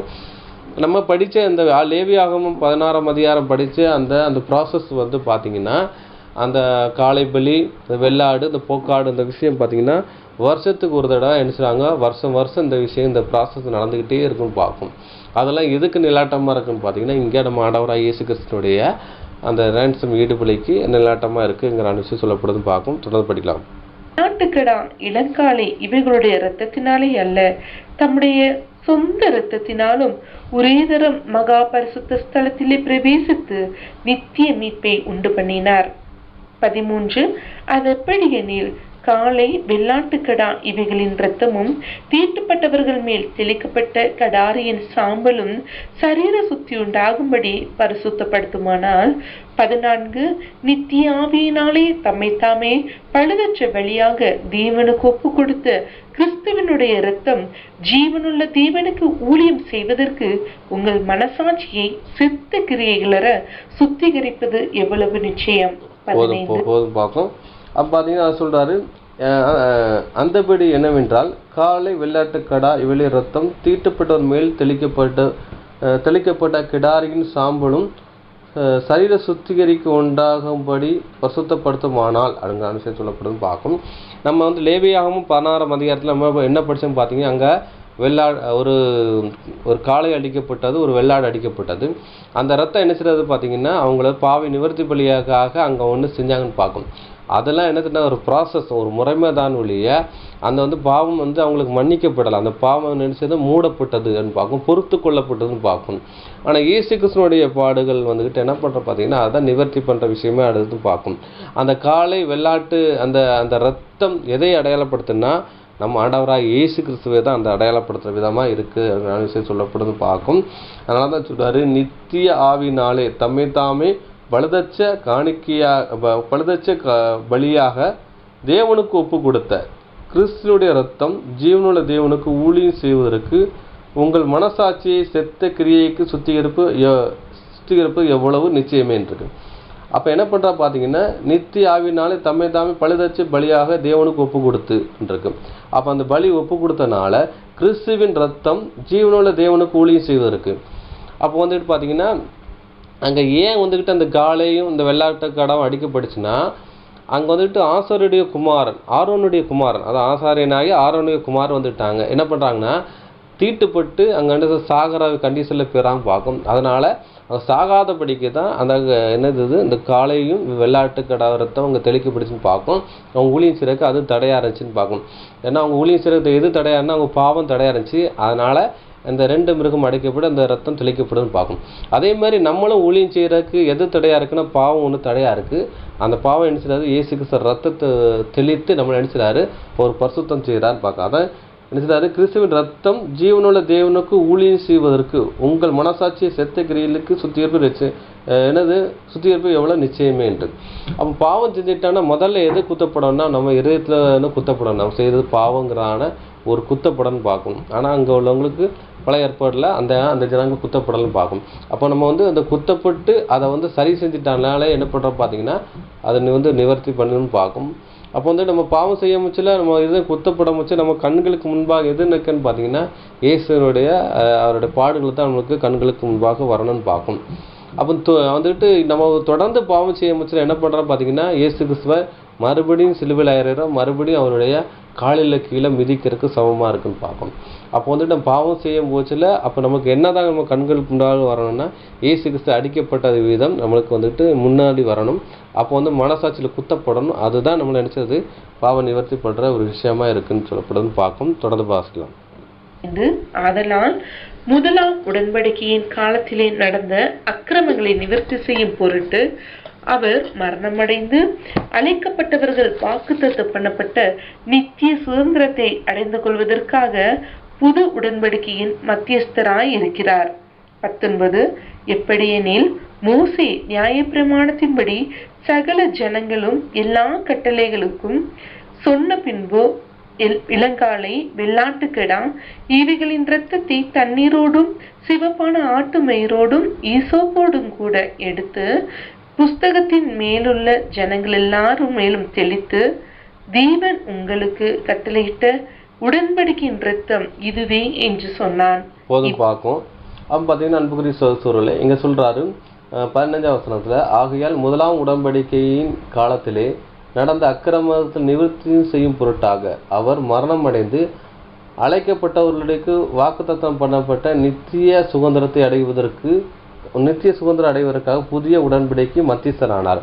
அப்போ புதிய உடன்படிக்கை மத்தியஸ்தரான விஷயம் என்னன்னா, அவர் என்ன செய்றாருன்னா, அவர் என்ன ஒரு ஆசீர்வாதத்தில் நினைச்சது கொண்டு போறான்னு பார்க்கும். அதான் ஒரு புதிய உடன்படிக்கைன்னு பார்த்தீங்கன்னா அபிரகாம் கொடுத்த 2 ஆசீர்வாதம் என்னன்னா, வானத்து நட்சத்திரம், கடற்கரை மணல். அந்த ஆசீர்வாதத்துக்குள்ள என்ன பண்ற போறா பார்த்தீங்கன்னா, சகவை வகைப்பாரையும் உலக ஜனத்தையும் நினைச்சாரு கொடுக்க போறான்னு பார்க்கும். மன்னிப்பு, சபையினுடைய பாவத்தையும் மன்னிக்கிறாரு. அதுக்கப்புறம் பார்த்தீங்கன்னா உலக ஜனத்துடைய பாவத்தை அங்கே ஒரு மன்னிக்கிறார் அங்கே விஷயம் சொல்லப்படுதுன்னு பார்க்கும். அதான் 19 சொல்ல முச்சில், எப்படி எனில் மோசே நியாயப்பிரமாணத்தின்படி சகல ஜனங்களுக்கும் எல்லா கட்டளையிலையும் சொன்ன பின்பு இளங்காளை, வெள்ளாட்டுக்கடா இவளுடைய ரத்தம் தண்ணீரோடும் சிவப்பான ஆட்டு மயிரோடும் ஈசோப்போடு கூட எடுத்து புஸ்தகத்து மேலும் ஜனங்கள் மேலும் தெளித்து சொல்றாரு. அப்போ தெளிக்கிற விஷயம் என்னன்னா, அவங்கள ஒரு பரிசுத்தப்படுத்துற வேலைங்கிறாரு. தெளித்து தேவன் உங்களுக்கு கட்டளையிட்ட புதிய உடன்படிக்கை ரத்தம் இதுவே என்று சொன்னார்னு பார்ப்போம். அப்போ வந்துட்டு அவங்கள்ட்ட ரத்தத்தினால நினைச்சிடாது ஒரு உடன்படிக்கை பண்றான்னு பார்க்கும். ஆனால் புதிய ஏற்பாடில் வந்துட்டு பார்த்தீங்கன்னா இயேசு கிறிஸ்து ரேன்சம் ஈடுபலியில் என்ன பண்ணுறா பார்த்தீங்கன்னா, அவரும் ஒரு ரத்தத்தை கொடுத்து சொல்றாரு, இது பாவ மன்னிப்புக்காக சிந்தப்படுற என்னுடைய ரத்தமாக இருக்கு, இதை நினைவு கூறும்படி அதை செய்யுங்கன்னு சொல்றாரு.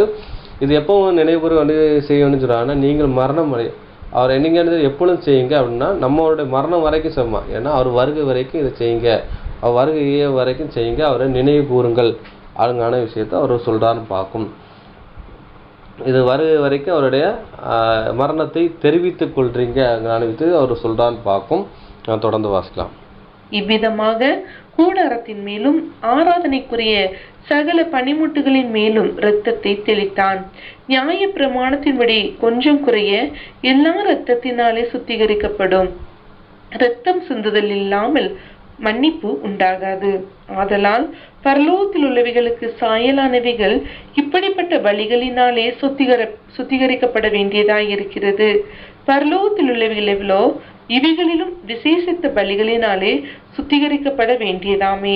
அந்தபடி மெய்யான பரிசுத்த ஸ்தலத்துக்கு அடையாளமான கையினால் செய்யப்பட்டதாயிருக்கிற பரிசுத்த ஸ்தலத்தில் கிறிஸ்துவானவர் பிரவேசியாமல் பரலோகத்தில் தானே இப்பொழுது நமக்காக தேவனுடைய சமூகத்தில் பிரத்யட்சமாகும்படி பிரவேசித்திருக்கிறார். போதும் பார்க்கும்.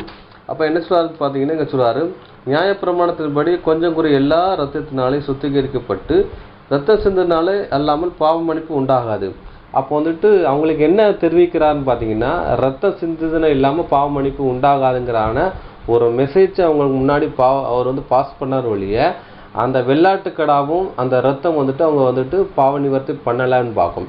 ஏன்னா அந்த அவங்களுடைய வெள்ளாட்டுக்கடாவின் ரத்தம், காளை பலியினுடைய ரத்தம் அவங்களுக்கு பாவத்தை மன்னிக்கப்பட்டிருந்துன்னா அவங்க என்ன பண்ணியிருப்பாங்க பார்த்தீங்கன்னா, சிலுவைக்கு முன்னாடி இயேசு கிறிஸ்து ரேன்சமுக்கு முன்னாடி மரித்த பழைய ஏற்பாடு பரிசுத்தவான்களை எங்கே போயிருப்பாங்கன்னா பரலோகத்துக்கு போகிறதுக்கு வாய்ப்பு இருக்குன்னு பார்க்கும். 1,44,000 பேராக மாறுறதுக்கு வாய்ப்பு இருக்குன்னு பார்க்கும். ஆனால் அந்த பழைய ஏற்பாடு நடந்த அந்த பலி காணிக்கை அந்த இரத்த சிந்தல் எல்லாம் மன்னிக்கப்படுறதுக்கு ஒரு ப்ராசஸ், அதாவது அவங்களுக்கு பொறுத்து கொள்ளப்படுறது பார்க்கும். அது என்ன, ரத்தம் சிந்தினாமல் மன்னிப்பு இல்லை அங்கான விஷயத்த அவங்களுக்கு அடையாளப்படுத்துகிற விதமாக தான் அங்கே செஞ்சது ஒழிய அந்த ரத்தம் அவங்கள நினச்சது பாவத்தை நிவர்த்தி பண்ணலான்னு பார்க்க, அந்த பாவத்தை வந்துட்டு பொறுத்து கொள்கிற விஷயமா இருந்துச்சு. ஏன்னா அது இயேசு கிறிஸ்து நிலாட்டாமல் இருக்கிறதுக்காக அது நினைச்சது அது இருந்துச்சு அவங்கான விஷயம் சொல்லப்படுதுன்னு பார்க்கும். அதனால் பரலோகத்தில் உள்ளவர்களுக்கு சாயலாகவும் இப்படிப்பட்ட பலியினாலும் சுத்திகரிக்கப்பட வேண்டியதாக இருக்கிறது. பரலோகத்தில் உள்ள இவைகள் விசேஷித்த பலியினாலும் சுத்திகரிக்க வேண்டியதாக தாமே. அப்போ அந்த பலிகள் செலுத்துறது இந்த விஷயங்களை பண்ணுற பார்த்தீங்கன்னா, ஒரு நாள் தன்னுடைய குமாரன் வந்துட்டு இவங்களுக்காக மறிக்க போகிறாருங்கிறான விஷயத்த பிதாவாய் தேவனுக்கு அது ஒரு நினைப்பு கூடுற விதமாக இருந்ததுனால அவர் என்ன பண்ணுறா பார்த்தீங்கன்னா, அவங்க செய்த அநியாயத்தை பொறுத்து கொள்கிற விஷயமா இருந்துச்சுன்னு பார்க்கும். அதை தான் அங்கே சொல்லப்படுதுன்னு பார்க்கும். அந்தபடி மெய்யான பரிசுத்த ஸ்தலத்திலே அந்தபடி மெய்யான பரிசுத்த ஸ்தலத்திற்கு அடையாளமாக கையினால் செய்யப்பட்டதாக இருக்கிற பரிசுத்த ஸ்தலத்திலே கிறிஸ்துவான பிரவேசி அல்லாமல் பரலோகத்து தானே இப்பொழுது நமக்காக தேவனுடைய சமூகத்தில் பிரேசித்தமாக பிரவேசிக்கிறார். அப்போ பார்த்தீங்கன்னா எப்படி வந்துக்கிட்டு ஆரோன் வந்துக்கிட்டு ரத்தத்தை எடுத்து என்ன செய்கிறான்னு பார்த்தீங்கன்னா மகா பரிசுத்தெல்லாம் தெளித்துட்டு பாவ நிறுத்தம் பண்ணுறான்னு பார்க்க. அதே மாதிரி இயேசு கிறிஸ்துவானவர் ரேன்சமை கொடுத்துட்டு எங்கே போடுறாருன்னா பரிசுத்தலம் எதுக்கு நிலைன்னா பரலோக தேவனுக்கு நிலாட்டமாக இருக்குன்னு பார்க்கும். ஏன்னா பரிசுத்தலத்தில் தான் தேவன் வந்து பேசுவார்னு பார்க்கும். அதே மாதிரி பார்த்து இங்கே அந்த பிரதான ஆசாரியர் செய்ய வேண்டிய வேலையை செஞ்சு அவர் செய்து முடிச்சிருக்காருங்கிறான விஷயம் சொல்லப்படுதுன்னு பார்க்கும். தொடர்ந்து வாசிக்கலாம். பிரதான ஆசாரியன் அந்நிய இரத்தத்தோடு வருஷந்தோறும் பரிசுத்த ஸ்தலத்துக்கு பிரவேசிக்கிறது போல அவர் அநேகந்தரம் தம்மை பலியிடும்படிக்கு பிரவேசிக்கவில்லை. 26 அப்படி இருந்ததானால் உலகம் உண்டானது முதற்கொண்டு அவர் அநேகந்தரம் பாடுபட வேண்டியதாயிருக்குமே. அப்படியல்ல, அவர் தம்மை தாமே பலியிடுகிறதினாலே பாவங்களை நீக்கும் பொருட்டாக இந்த கடைசி காலத்தில் ஒரே தரம் வெளிப்பட்டால். 27 அன்றியும் ஒரே தரம் மறைப்பதும் பின்பு நியாய தீர்ப்படைவதும் மனுஷனுக்கு நியமிக்கப்பட்டிருக்கிறபடியே. 28 கிறிஸ்துவும் அநேகருடைய பாவங்களை சுமர்ந்து தீர்க்கும்படி ஒரே தரம் பலியிடப்பட்டு பாவம் இல்லாமல் ஆவலுடன் தமக்காக காத்து கொண்டிருக்கிறவர்களுக்கு இரட்சிப்பை அருளும்படி 2ஆம் தரம் தரிசனமாவார். போதும் பார்க்கும். அங்க சொல்லப்பட்டிருக்கு, பிரதான ஆசாரியன் அந்நிய இரத்தத்தினாலே வருஷந்தோறும் பரிசுத்த ஸ்தலத்துக்கு பிரவேசித்தது போல அவர் அநேக தரம் தம்மை தாமே பலியிடும்படி பிரவேசிக்கவில்லையே இருக்கு. அப்போ பார்த்தீங்கன்னா ஒவ்வொரு தடையும் அங்கே பண்ண மாதிரி இங்கே என்ன செய்யறது பார்த்தீங்கன்னா இங்கே வந்து இது பண்ணலேன்னு சொல்கிறாரு. அப்போ இந்த வருஷந்தோறும் வந்துக்கிட்டு வந்து என்ன பண்ணுறா பார்த்தீங்கன்னா அங்கே பலி செலுத்துகிற விஷயம் இருக்குது. அது எப்போன்னு பார்த்தீங்கன்னா அந்த ஏன்னா ஒரு காளை, ஒரு வெள்ளாட்டுக்கடா, ஒன்று போக்காடு. இந்த விஷயம் என்னது வருஷம் செய்து ஒரு போக்காடை ரிலீஸ் பண்ணுறாங்க. வெள்ளாட்டுக்கடை அடித்து ரத்தங்கள் தொளிக்கப்படுது. அங்கே காளை பலி அங்கே அந்த விஷயம் நடக்கப்படுதுன்னு பார்க்கும். அப்போ இது எதுக்கு நிலாட்டமாக இருக்குன்னா இயேசு கிறிஸ்து ரேன்சமை அடையாளப்படுத்த விதமாக இருக்குன்னு பார்க்கும். அதை தான் சொல்கிறாரு. எப்படின்னா அங்கே அந்த ஆசாரி வந்து வருஷம் அந்த போய் அந்த விஷயங்கள் பண்ணிக்கிட்டு இருக்காரு. அந்த மாதிரி பாவம் நிவர்த்தி பண்ணுறாங்க. ஏன்னா அந்த வருஷம் ஃபுல்லாக செய்த பாவத்துக்கு நிவர்த்தி பண்ணிகிட்டு இருக்காரு. அதே மாதிரி இயேசு கிறிஸ்து வந்துக்கிட்டு வருஷம் ஒரு தடவை வந்துட்டு வந்து பாவம் பாடப்பட வேண்டிய அவசியம் கிடையாது அப்படின்னு சொல்கிறாரு. அப்படி இருந்ததானால் உலகம் உண்டான முதற்கொண்டு அவர் அநேக தரம் பாடுபட வேண்டியதாக இருக்குமே. அப்படி அல்ல, அவர் தம்மை தாமே பலியிட்டதுனாலே பாவங்களை நீக்கும் பொருட்டாக இந்த கடைசி காலத்தில் ஒரு தரம் வெளிப்பட்டார். அன்றையும் ஒரு தரம் மறிப்பதும் பின்பு நியாயத்தீர்ப்பு அடைவதும் மனுஷன் நியமிக்கப்பட்டிருக்கப்படினாலும் கிறிஸ்துவின் அநேகருடைய பாவங்களை சுமந்து தீர்த்து ஒரு தரம் பலியிடப்பட்டு பாவமில்லாமல் ஆவலோடு தமக்காக காத்திருக்க கொண்டிருக்கிறவருக்கு இரட்சிப்பை அருளும்படி 2ஆம் தரம் தரிசனமாவார். அப்போ 1ஆம் வருகையில் அந்த வந்துட்டாரு, அவர் ரேன்சம் ஈடுபலி கொடுத்தாரு. 2ஆம் வருகையில் சபையை சேர்த்து கொள்ளப்படுவார். அதுங்கான சொல்லப்படுதுன்னு பார்க்கும். அப்போ கிறிஸ்துவானவர் அநேகருடைய பாவங்களை சுமந்து தீர்த்து அன்றைக்கும் அப்போ சபையினுடைய பாவத்தையும் சுமந்து தீர்க்கிறார். 2வது உலகத்தின் பாவங்களையும் சுமந்து தீர்க்கிறாருங்கிறான விஷயத்தை அங்கே சொல்லப்படுது பார்க்கும். அப்போ போக்காடு என்ன பண்ணுறது பார்த்தீங்கன்னா அதுவும் என்ன பண்ணுறது பார்த்தீங்கன்னா பாவத்தை சுமந்து போக்காடா விடுற விஷயத்தை தான் அடையாளப்படுத்துதுன்னு பார்க்கும். இதுதான் ஒரு விஷயமா சொல்லப்படுதுன்னு பார்க்கும். அடுத்தபடியாக அன்புக்குரிய சகோதரர்களே, ஆரோன் வீட்டாருங்கிறான விஷயத்தை யாரை அடையாளப்படுத்துன்னு பார்த்தீங்கன்னா அது இஸ்ரவேல் ஜனங்களே என்கிறான விஷயத்தை அடையாளப்படுத்துதுங்கிறான விஷயம் சொல்லப்படுது பார்க்கும். ஆரோன் வீட்டாருக்கும் பாவ நிவர்த்தி செய்யப்படுதுன்னு பார்க்கும். சபையார் என்ன ஆரோன் வீட்டார் என்ன பார்த்தீங்கன்னா அவங்க சேஷபுத்திரன்னு பார்க்கும். முதற் பலனாக இருக்காங்கங்கிறான விஷயம் சொல்லப்படுதுன்னு பார்க்கும். அப்போ பார்த்தீங்கன்னா லேவியர்கள் என்ன செய்கிறாங்க முதற் பலன் இருக்குது. என்னாகும் 3, 12, 13 சொல்லப்படுதுன்னு பார்க்கும். அதே மாதிரி பார்த்தீங்கன்னா முதற் பலன்கள் யாருன்னு பார்த்தீங்கன்னா சத்திய வசனா ஜெனிப்பிக்கப்பட்டவர்களுங்கான விஷயம் சொல்லப்படுது. அது யாக்கோபு 1:18 சொல்லப்படுது. 1 குருந்திகள் 16:15 சொல்லப்பட்டிருக்கு. வெளிப்படுத்துதல் 14:4 நம்ம நினைச்சோம் முதற் பலன் சொல்லப்படுதுன்னு பார்க்கும். அப்போ அங்கே என்னன்னா முதற் பலன்கள் யாருன்னு பார்த்தீங்கன்னா சேஷ்டபுத்திரன் முதற் பலனில் யார் இருக்கான்னு பார்த்தீங்கன்னா லேவியர் இருக்காங்க. அவங்கள முதல்ல என்ன பண்ணுறாரு பரிசுத்தப்படுத்துறான்னு பார்க்க. 2வது என்ன பண்ணுறா பார்த்தீங்கன்னா 2வது பலியினால என்ன பண்ணுறாங்கன்னா இஸ்ரவேல் குடும்பத்தார்களுடைய அந்த பலியில் பண்ணுறான்னு பார்க்கணும். அது இஸ்ரவேல் குடும்பத்தார் யாரை அடையாளப்படுத்தினா அந்த முரட்டாட்டம் பிடிச்ச இஸ்ரவேல் ஜனங்கள் உலக ஜனத்துக்கு அடையாளமாக இருக்குது. இவங்களுடைய பாவங்களை தேவன் சுமந்து தீர்க்கிறான்னு பார்க்கும். அதுக்கப்புறம் பார்த்தீங்கன்னா எபிரேயர் 10ஆம் அதிகாரம் 1 முதல் 12 வசனங்கள் வாசிக்கலாம் பார்க்கும். எபிரேயர் அதிகாரம் 10 வசனங்கள் 1 முதல் 12 முடிய. இப்படி இருக்க நியாய பிரமாணமானது வரப்போகிற நன்மைகளின் பொருளாயிராமல் அவைகளின் நிழலாய் மாத்திரம் இருக்கிறபடியால் வருஷந்தோறும் இடைவிடாமல் செலுத்தப்பட்டு வருகிற ஒரே விதமான பலிகளினாலே அவைகளை செலுத்த வருகிறவர்களை ஒரு காலம் பூரணப்படுத்த மாட்டாது. பூரணப்படுத்துமானால் ஆராதனை செய்கிறவர்கள் ஒரு தரம் சுத்தமாக்கப்பட்ட பின்பு இன்னும் பாவங்கள் உண்டென்று உணர்த்தும் மனசாட்சி அவர்களுக்கு இல்லாதிருப்பதினால் அந்த பலிகளை செலுத்துகிறது நிறுத்தப்படும் அல்லவா? 3. அப்படி நிறுத்தப்படாதபடியால் பாவங்கள் உண்டென்று அவைகளினாலே வருஷந்தோறும் நினைவு கூறுதல் உண்டாயிருக்கிறது. 4. அல்லாமலும் காளை, வெள்ளாட்டுக்கடா இவைகளுடைய இரத்தம் பாவங்களை நிவர்த்தி செய்ய மாட்டாதே. 5.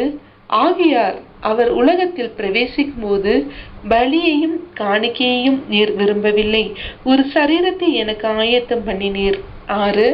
சர்வாங்க தகன பலிகளும் பாவ நிவாரண பலிகளும் உமக்கு பிரியமானதல்ல என்றீர். 7. அப்பொழுது நான், தேவனே, உம்முடைய சித்தத்தின்படி செய்ய இதோ வருகிறேன், புஸ்தக சுருளில் என்னை குறித்து எழுதியிருக்கிறது என்று சொன்னேன் என்றார். பார்க்கும். அப்போ பார்த்தீங்கன்னா இங்கே சொல்றாரு, இப்படி இருக்க நியாயப்பிரமாணமானது வரப்போற நன்மையில் பொருளாய் இராமல் அவை நிழலா மாத்திரம் இருக்கிறபடினால் வருஷந்தோறும் இடைவிடாமல் செலுத்தப்பட்டு வருகிற ஒரே விதமான பலியினாலே அவைகள் செலுத்தி வருகிறவர்களை ஒரு காலம் பூர்ணப்படுத்தாது. அப்போ பழைய ஏற்பாட்டில் செய்த அந்த பலிகள் வந்துக்கிட்டு நிழலாக தான் இருக்கிறது வழியாக அது நிஜம் கிடையாது. அது வந்துட்டு என்னென்னது அந்த பூர்ணப்படுத்துறதில்ல அதான விஷயத்தை அவர் சொல்கிறா பார்க்கும். அது வந்துட்டு என்னென்னா நிழலாக தான் இருக்குது, பொருள் கிடையாதுன்னு பார்க்கும். அந்த பொருள் யாருன்னு பார்த்தீங்கன்னா அந்த காளை வெள்ளாட்டுக்கிற பொருள் யாரை பார்த்து நம்ம ஆண்டவராக இயேசு கிறிஸ்து இதை அடையாளப்படுத்துகிற நம்ம இதாக இருக்கும் பார்க்கும். பூர்ணப்படுத்துமானால் ஆராதனை செய்கிறவர்கள் ஒரு தரம் சுத்தமாக்கப்பட்ட பின்பு இன்னும் பாவங்கள் உண்டென்று உணர்ந்து மனசாட்சி அவர்களுக்கு இல்லாதிருப்பதனால் அந்த பலிகளை செலுத்துகிறதுக்கு நிறுத்தப்படுவோம் அல்லவா? அப்போ பார்த்தீங்கன்னா அவங்க வந்துட்டு ஒரு பாவம் செஞ்சுட்டாங்கன்னா பாவம் மன்னிக்கப்பட்டுட்டுங்கிறான விஷயத்தை தெரிஞ்சு அந்த வந்துட்டு அந்த பலியினால நிப்பாட்டி விட்டுருக்கணும். ஆனால் நினைச்சுறாங்க மறுபடியும் என்ன செய்கிறாங்க, அங்கே செஞ்சுக்கிட்டே இருக்காங்கன்னு பார்க்கும். ஏன்னா வந்து அவங்களுக்கே என்ன செய்யறாங்கன்னா அது வந்துட்டு அது மன்னிக்கப்படலைங்கிறான விஷயம் அவங்களுக்கு தெரியுதுன்னு பார்க்கும். ஏன்னா நம்ம வந்து இயேசு கிறிஸ்து ரத்தத்தினால நம்மளுக்கு மன்னிப்பு பட்டிருக்காரு, அப்படி தானே? அப்போ பண்ணிருக்காரு. இப்போ வந்துட்டு ஒரு வருஷம் நம்ம வந்துட்டு எவ்வளோ பாவம் செஞ்சுருப்போம், ஆனால் மன்னிக்கப்பட்டிருக்கு. ஆனால் இயேசு கிறிஸ்து வந்து மறிச்சிருக்காரு. இப்போ அடுத்த வந்துட்டு ஒவ்வொரு தடையும் வந்து மறிக்கணுமா? ஒவ்வொரு தடையும் வந்து மறிச்சு வந்துட்டு ஒவ்வொரு வருஷத்துக்காக வந்து மறிக்கணுமான்னா அப்படி கிடையாதுன்னு பார்க்கும். அந்த ரத்தம் வந்து சகல பாவத்தை நீக்கி அதை சுத்திகரிக்கிற விதமாக இருக்குன்னு பார்க்கும். அதை தான் இங்கே சொல்லப்படுன்னு பார்க்கும். அப்படியானால் நிறுத்தப்படாமல் இருக்குமானால் பாவங்கள் உண்டென்று அவையினாலே வருஷந்தோறும் நினைவுறுதல் உண்டாயிருக்கிறது. அப்போ வருஷந்தோறும் என்ன பண்ணுறாங்க பார்த்தீங்கன்னா அங்கே காளையும் அடிக்குது, வெள்ளாட்டுக்கடாவும் அடிக்குது, இன்னொன்று பார்த்தீங்கன்னா போக்காடும் அங்கே விடப்படுதுன்னு பார்க்கும். அப்போ என்ன விஷயம் நடக்குன்னா ரெண்டு காளையும் வெள்ளாட்டுக்காவும் அடிக்கப்படுறதும் ஒன்று விடுதலையாக்கப்படுறதுன்னு பார்க்கும். அப்போ ஒரு பலியினால இன்னொரு இது என்ன பண்ணுறது அக்கிரமத்தை வந்து அங்கே வந்துட்டு விடுதலையாக்கப்படுதுன்னு இருக்கும். அந்த போக்காடு யாருன்னா மன்னிக்கப்படுறதுக்கு ஒரு அடையாளமாக அங்கே சொல்லப்படுதுன்னு பார்க்கும். அல்லாமல் காளை வெள்ளாட்டுக்கடா இவைகளை ரத்தம் பாவங்களை நிவர்த்தி செய்ய மாட்டாதுன்ட்டு. அப்போ பழைய ஏற்பாட்டில் நடந்த அந்த பலிகள் வந்துக்கிட்டு என்னது நிவர்த்தி பண்ணுறது இல்லை. அதெல்லாம் வந்துக்கிட்டு என்னென்னா ஒரு ப்ராசஸ், அதெல்லாம் வந்துட்டு ஒரு சடங்கு ஆச்சாரமாக தான் இருந்ததுங்கிறான விஷயம் சொல்கிறான்னு பார்க்கும். சொல்றாரு, ஆகையால் அவர் உலகத்தை பிரவேசிக்கும் போது பலியையும் காணிக்கையை நீ விரும்பவில்லை, ஒரு சரீரத்தை எனக்கு ஆயத்தம் பண்ணினீர், சர்வாங்க தகனப்படியும் பாவ நிவர்த்த பலி உமக்கு பேரமால அல்லது என்றீர் என்று சொல்றாரு. அப்பொழுது நான் தேவனே உம்முடைய சித்தத்தை செய்ய இதோ வருகிறேன், புஸ்தக சுருளில் என்னை குறித்து எழுதியிருக்கிறதே என்றார்.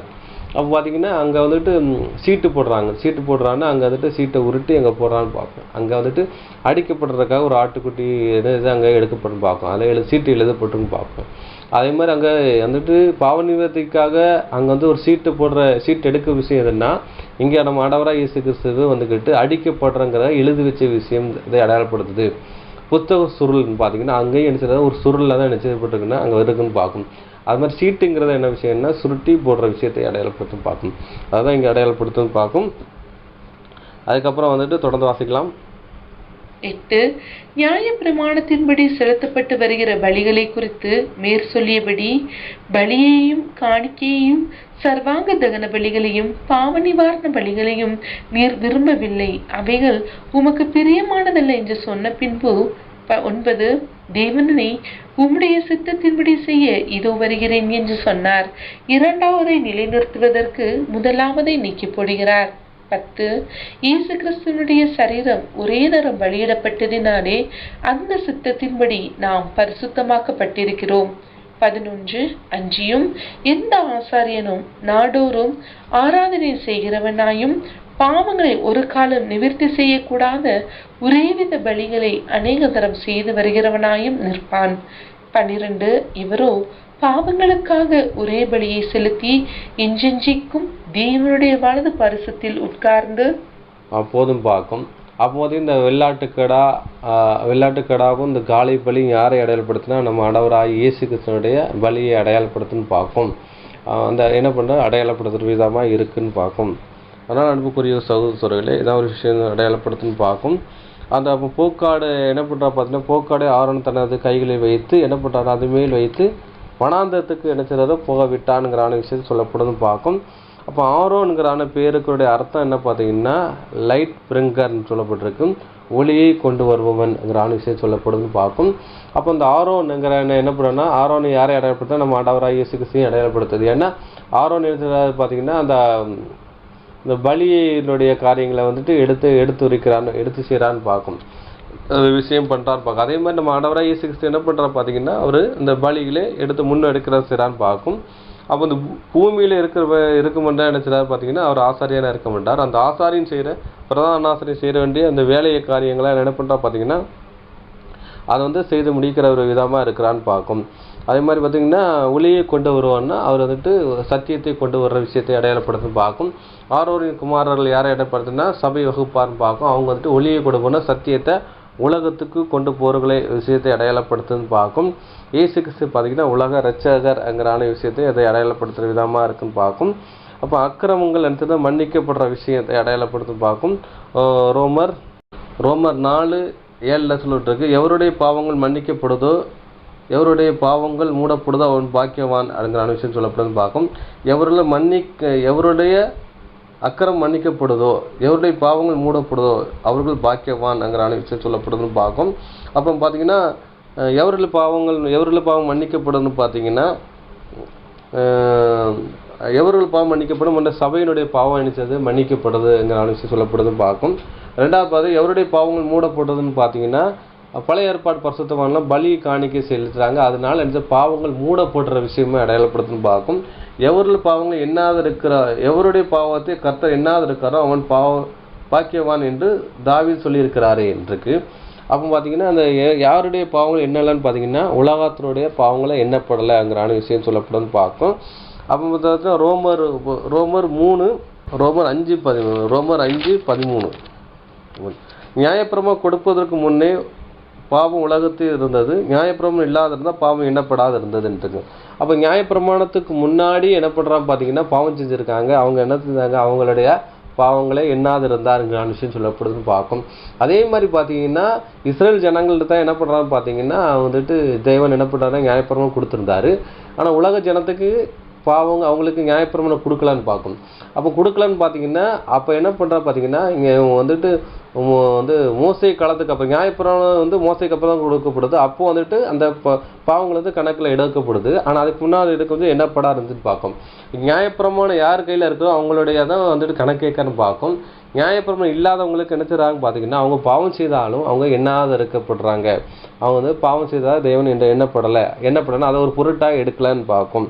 அதான் அங்கே சொல்லப்படுதுன்னு பார்க்க. அப்போ வந்துட்டு உலகத்தினுடைய பாவத்தை அவரை வந்துட்டு கணக்கில் எடுக்கலை, அவனை எண்ணாது இருக்கிறாருங்கிற விஷயத்த அங்கே சொல்லப்படுதுன்னு பார்க்கும். அதான் 2 கொரிந்தியர் 5:19 தேவன் உலகத்தினுடைய பாவங்களை எண்ணாமல் கிறிஸ்துவுக்குள் அவர்கள் தமது ஒப்புரவாகின உபதேசத்தை எங்களுக்கு ஒப்பித்தார். அந்த வெனவென்றால் உலகத்தினுடைய பாவத்திலே அவர் பாவங்களை எண்ணாமல் கிறிஸ்துவில் நமக்கு ஒப்புரவாக இருந்தார். அப்போ பார்த்தீங்கன்னா இயேசு கிறிஸ்து ரேன்சம்க்கு அப்புறம் பார்த்தீங்கன்னா என்ன பண்ணுறோம், உலகத்தாருக்கு என்ன பண்ணுறோம் பார்த்தீங்கன்னா சத்தியம் போதுன்னு பார்க்கும். அப்போ பார்த்தீங்கன்னா அவர் அதுக்கு முன்னாடி பார்த்தீங்கன்னா உலகத்தாருடைய பாவத்தை என்னென்னு பார்க்கும்.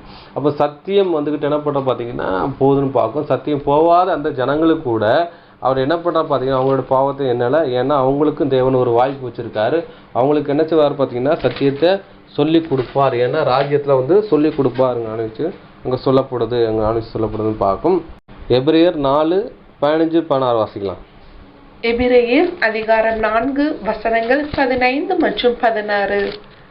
நம்முடைய பலவீனங்களை குறித்து பரிதபிக்க கூடாத பிரதான ஆசாரியர் நமக்கில்லாமல் எல்லா விதத்திலும் நம்மை போல் சோதிக்கப்பட்டும் பாவம் இல்லாதவராயிருக்கிற பிரதான ஆசாரியரே நமக்கு இருக்கிறார். 16. ஆதலால் நாம் இரக்கத்தை பெறவும் ஏற்ற சமயத்தில் சகாயம் செய்யும் கிருபையை அடையவும் தைரியமாய் கிருபாசன தண்டையிலே சேர கடவோம். அப்போதும் பார்க்கும்.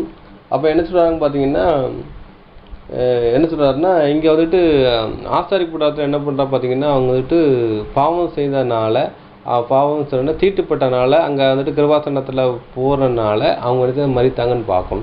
இப்போ ஆண்டவர் இயேசு கிறிஸ்து என்ன சொல்கிறாருன்னு பார்த்தீங்கன்னா, நீங்கள் பயப்படாமல் கிருபாசன தண்ணியில் வாருங்க அப்படிங்கிற விஷயம் சொல்கிறாரு பார்க்கும். அப்போ தேவன்கிட்ட பரிந்து பேசுகிற விஷயமா வாங்கன்னு சொல்கிறான்னு பார்க்கும். ஏன்னா வந்து அதுக்கு முன்னாடி என்ன பண்ண சொல்கிறாருன்னா, நம்முடைய பலவீனங்களை குறித்து பரிதபிக்கக்கூடாத பிரதான ஆசிரியர் நமக்கு இராமல் எல்லா விதத்தில் நம்மை போல் சோதிக்கப்பட்டு பாவங்களும் இல்லாத பாவங்கள் இருக்கிற அப்படின்னால் பிரதான ஆசிரியர் நமக்கு இருக்கிறார். நம்முடைய பலவீனங்களை குறித்து பரிதபிக்கக்கூடாத பிரதான ஆசாரியர் நமக்கு இராமல் எல்லா விதத்திலும் நம்மை போல் சோதிக்கப்பட்டு பாவங்கள் இல்லாதவராய் இருக்கிற பிரதான ஆசாரியர் நமக்கு இருக்கிறார் என்று. அப்போ வந்துட்டு தேவன் வந்து மனிதனாக பிறந்து தேவகுமாரன் பிறந்து அவர் வந்து மனிதனாக வாழ்கிறான்னு பார்க்கணும். அப்போ நியாயப்பிரமாணத்தை யார் தான் எழுதி கொடுத்தான்னு பார்த்தீங்கன்னா இயேசு கிறிஸ்து தான் என்ன சொல்கிறாங்கன்னா மோசேட்டு எழுதி கொடுக்குறாரு. அந்த நியாயப்பிரமாணத்தை இஸ்ரவேல் ஜனங்க யாருமே வாழலான்னு பார்க்கும். எழுதி கொடுத்தவரே எழுந்துறாரு மனித அவதாரம் எடுத்து பூமிக்கு வந்து அவர் எழுத நியாயப்பிரமாணத்தை வந்து செய்து முடிக்காருன்னு பார்க்கும். அப்போ என்ன சொல்கிறாருன்னு பார்த்தீங்கன்னா நியாயப்பிரமாணத்தை வந்துக்கிட்டு நினச்சிடாது மீற வரலை, அதை வந்து நிறைவேற்றுறதுக்காக வந்திருக்கேன். அது உறுப்பாயிலும் அதை வந்துட்டு சிறு உறுப்பாயிலும் அழிந்து போகிறது எனக்கு சித்தம் இல்லை அப்படிங்கிற சொல்கிறாரு. ஏன்னா எல்லாத்தையும் எழுதி கொடுத்தவர் வந்துட்டு அதன்படி வாழணும்னு அவன் பார்க்கும். அதே மாதிரி அவர் நினைச்சார் வாழ்ந்து காமிச்சிட்டு போயிருக்காருன்னு சொல்கிறாரு. அதனால் நினச்சிடாது நீங்கள் என்னது பயப்படாமல் கிருபாசனையிலே கிட்டு சேருங்கள்ங்கிற விஷயத்தை அங்கே சொல்லப்படுதுன்னு பார்க்கும். அதுக்கப்புறம் வந்துக்கிட்டு அந்த ஆரோன் வீட்டாரை யாரை அடையாளப்படுத்துன்னு பார்த்தீங்கன்னா அது வந்துட்டு சபை வகுப்பாரை வீட்டாரை நம்ம அடையாளப்படுத்துதுங்கிற விஷயம் சொல்லப்பட்டுன்னு பார்க்கும். எபேசியர் 2:19-22 வரை வாசிக்கலாம். எபேசியர் அதிகாரம் 2 வசனங்கள் 19 முதல் 22 முடிய. ஆகையால் நீங்கள் இனி அந்நியரும் பரதேசிகளுமாயிராமல் பரிசுத்தவான்களோடே உரிய நகரத்தாரும் தேவனுடைய வீட்டாருமாயிருந்து அப்போஸ்தலர் தீர்க்கதரிசிகள் என்பவர்களுடைய அஸ்திபாரத்தின் மேல் கட்டப்பட்டவர்களுமாயிருக்கிறீர்கள். அதற்கு இயேசு கிறிஸ்து தாமே மூளைக்கல்லாயிருக்கிறார். 21. அவர் மேல் மாளிகை முழுவதும் இசைவாய் இணைக்கப்பட்டு கர்த்தருக்குள் பரிசுத்த ஆலயமாக எழும்புகிறது. 22. அவர் மேல் நீங்களும் ஆவியினாலே தேவனுடைய வாசஸ்தலமாக கூட்டி கட்டப்பட்டு வருகிறீர்கள். போதும் பார்க்கும். இப்போ பார்த்தீங்கன்னா என்ன சொல்கிறோம் பார்த்தீங்கன்னா நீங்கள் அந்நியர் பிரதேசம் இல்லை பரிசுத்தமான ஒரே நகரத்தாரும் தேவனுடைய வீட்டாராக இருக்கீங்கன்னு சொல்லப்பட்டு பார்க்கும். அப்போ பார்த்தீங்கன்னா ஆரோன் என்ன பண்ணுறா பார்த்தீங்கன்னா ஆரோனுடைய குமாரர்களும் எங்கே பண்ணுறாங்கன்னா தேவனுடைய வாசஸ்தலத்தை வேலை செய்கிறான்னு பார்க்கும். அது தேவனுடைய வீடு என்று சொல்லப்படுது பார்க்கும். அதே மாதிரி பார்த்தீங்கன்னா அந்த வீடு எதுக்கு அடையாளப்பட்டு பார்த்தீங்கன்னா அப்போஸ்தலர் தீர்க்கதரிசியின்படி அஸ்திபாரத்து மேல் கட்டப்பட்டவர்களாகும். அதுக்கு தாமே இயேசு கிறிஸ்து தாமே மூளைக்கல்லாக இருக்கிறாரு அப்படி சொல்லப்படுதுன்னு பார்க்கும். அவர் மேல் மாளிகை முழுவதும் இசைவாக இணைக்கப்பட்டு கர்த்தருக்குள் நமக்கு ஆலயமாக இழுக்கிறது. நாம் தான் அந்த ஆலயமாக இருக்குன்னு பார்க்கும். அங்கே வந்துட்டு ஆரோனும் அவனோட குமாரர்களும் லேவியர்கள் எங்கே பண்ணுறா பார்த்தீங்கன்னா ஆசாரி கூடாரத்தில் அந்த ஆலயத்தில் வேலை செய்கிறான்னு பார்க்கும். இன்றைக்கி நம்ம என்ன பண்ணுறா பார்த்தீங்கன்னா அந்த லேவி புத்தரா நம்ம இருந்து என்ன பண்ணுறா பார்த்தீங்கன்னா தேவனுடைய ஆலயத்துக்கு எடுத்த வேலையில் நம்ம என்ன செய்கிறோம் பார்க்கும். நாம் தான் தேவனுடைய ஆலயம். நம்ம என்ன பண்ணுறோம் பார்த்தீங்கன்னா நம்ம வந்துட்டு தேவனுடைய வேலைகளை என்ன செய்கிறோம் மற்றவங்களை என்ன செய்கிறோம் ஆலயமாக மாற்றிக்கிட்டு இருக்குன்னு பார்க்கும். அப்போ வந்து ஆசாரி கூடாரத்தில் தான் எங்கே பண்ணுறாருன்னா அந்த கிருபாசன தண்டையில் அவர் வந்து வாசம் பண்ணான்னு பார்க்கும். அதே மாதிரி பார்த்தீங்கன்னா தேவன் தான் பரையாற்பட ஆலயத்தை வாசம் பண்ணான்னு பார்க்கும். அதே மாதிரி தேவன் நம்மளோட வாசம் பண்ணால் நம்ம என்னவா மாறணும்னா ஆலயமாக மாறணும். ஆலயமாக மாறினா தான் நம்ம நினைச்சது அவர் வந்துட்டு அவரை நினைச்சது இடப்பட முடியுங்கிற விஷயம் சொல்லப்படுதுன்னு பார்க்கும். அடுத்தபடி அன்புக்குரிய சகோதரர்களே 2 கொரிந்தியர் 6ஆம் அதிகாரம் 16 முதல் 18 வரை வாசிங்க. 2 கொரிந்தியர் அதிகாரம் 6 வசனங்கள் 16 முதல் 18 முடிய. தேவனுடைய ஆலயத்துக்கும் விக்கிரகங்களுக்கும் சம்பந்தம் மீது நான் அவர்களுக்குள்ளே வாசம் பண்ணி அவர்களுக்குள்ளே உலாவி அவர்கள் தேவனாய் இருப்பேன், அவர்கள் என் ஜனங்களாய் இருப்பார்கள் என்று தேவன் சொன்னபடி நீங்கள் ஜீவனுள்ள தேவனுடைய ஆலயமாய் இருக்கிறீர்களே.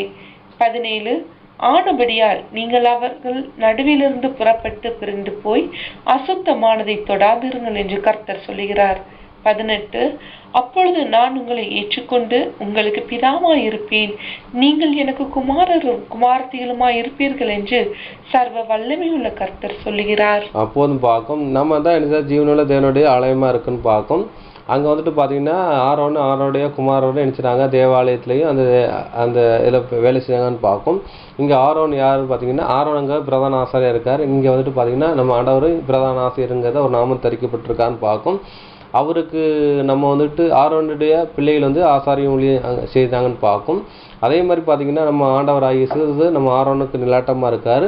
அப்போ பார்த்தீங்கன்னா நம்மளை வந்துட்டு அவருக்கு குமாரனும் குமார்த்திகளாக நம்ம இருக்கிறோன்னு பார்க்கும். அப்போனா அவருடைய வேலை செய்கிறவர்னு பார்க்கும். வேலை செய்கிறவளாக தேவன் என்ன வச்சிருக்காருன்னு பார்க்கும்.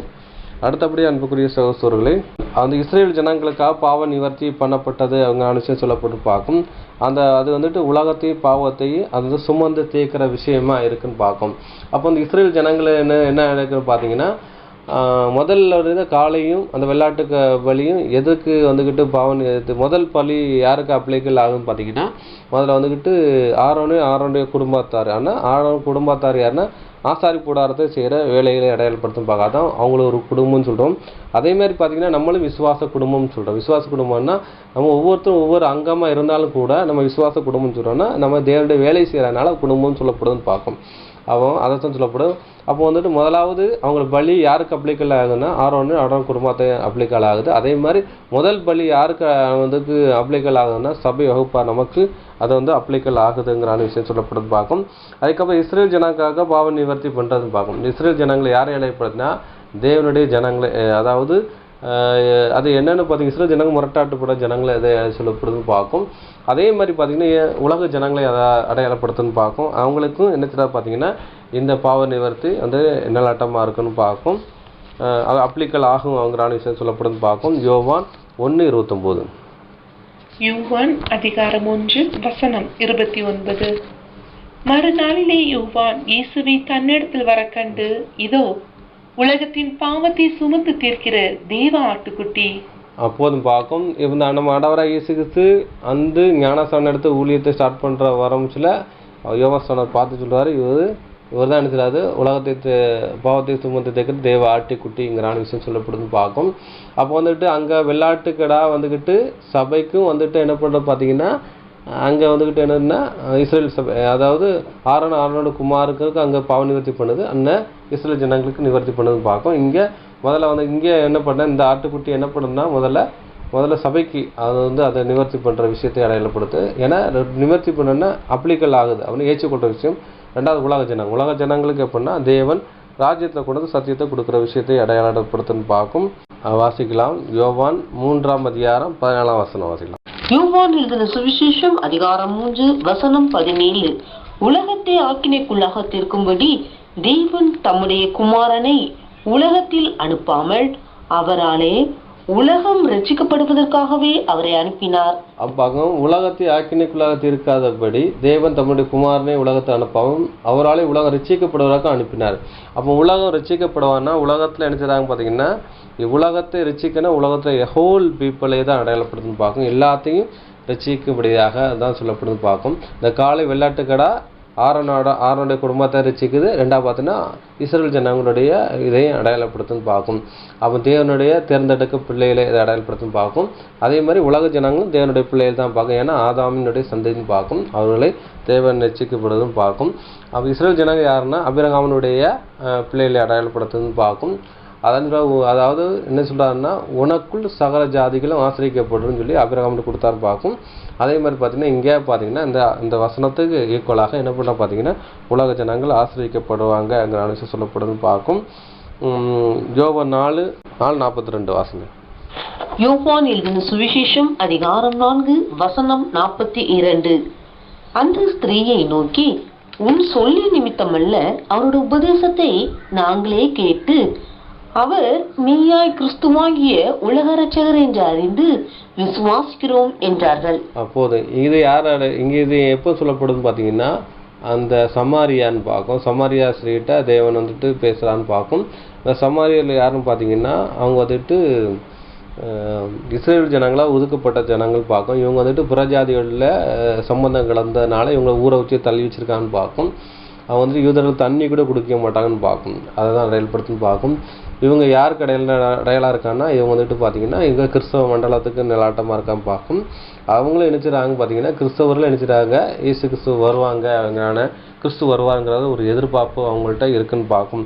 அதான் இங்கே அடையாளப்படுத்துன்னு பார்க்கும். அவர் அப்போ சொல்கிறாரு, கிறிஸ்து உலக ரட்சகர் என்று அறிந்திருக்கிறோம் அப்படிங்கிற விஷயம் சொல்ல பார்க்கும். அப்போ கிறிஸ்து யாருக்கு மட்டும் ரட்சகர்லன்னா, பர்டிகுலராக ஒரு இஸ்ரேல் ஜனங்களுக்கு மட்டும் அந்த ரட்சகர் கிடையாது, உலக ரட்சகர். உலகத்தின் பாவத்தை சுமந்து தேய்க்கிற தேவ ஆட்டுக்குட்டியாவது அவர் இருக்கிறாருங்கிற விஷயம் சொல்லப்படுதுன்னு பார்க்கும்.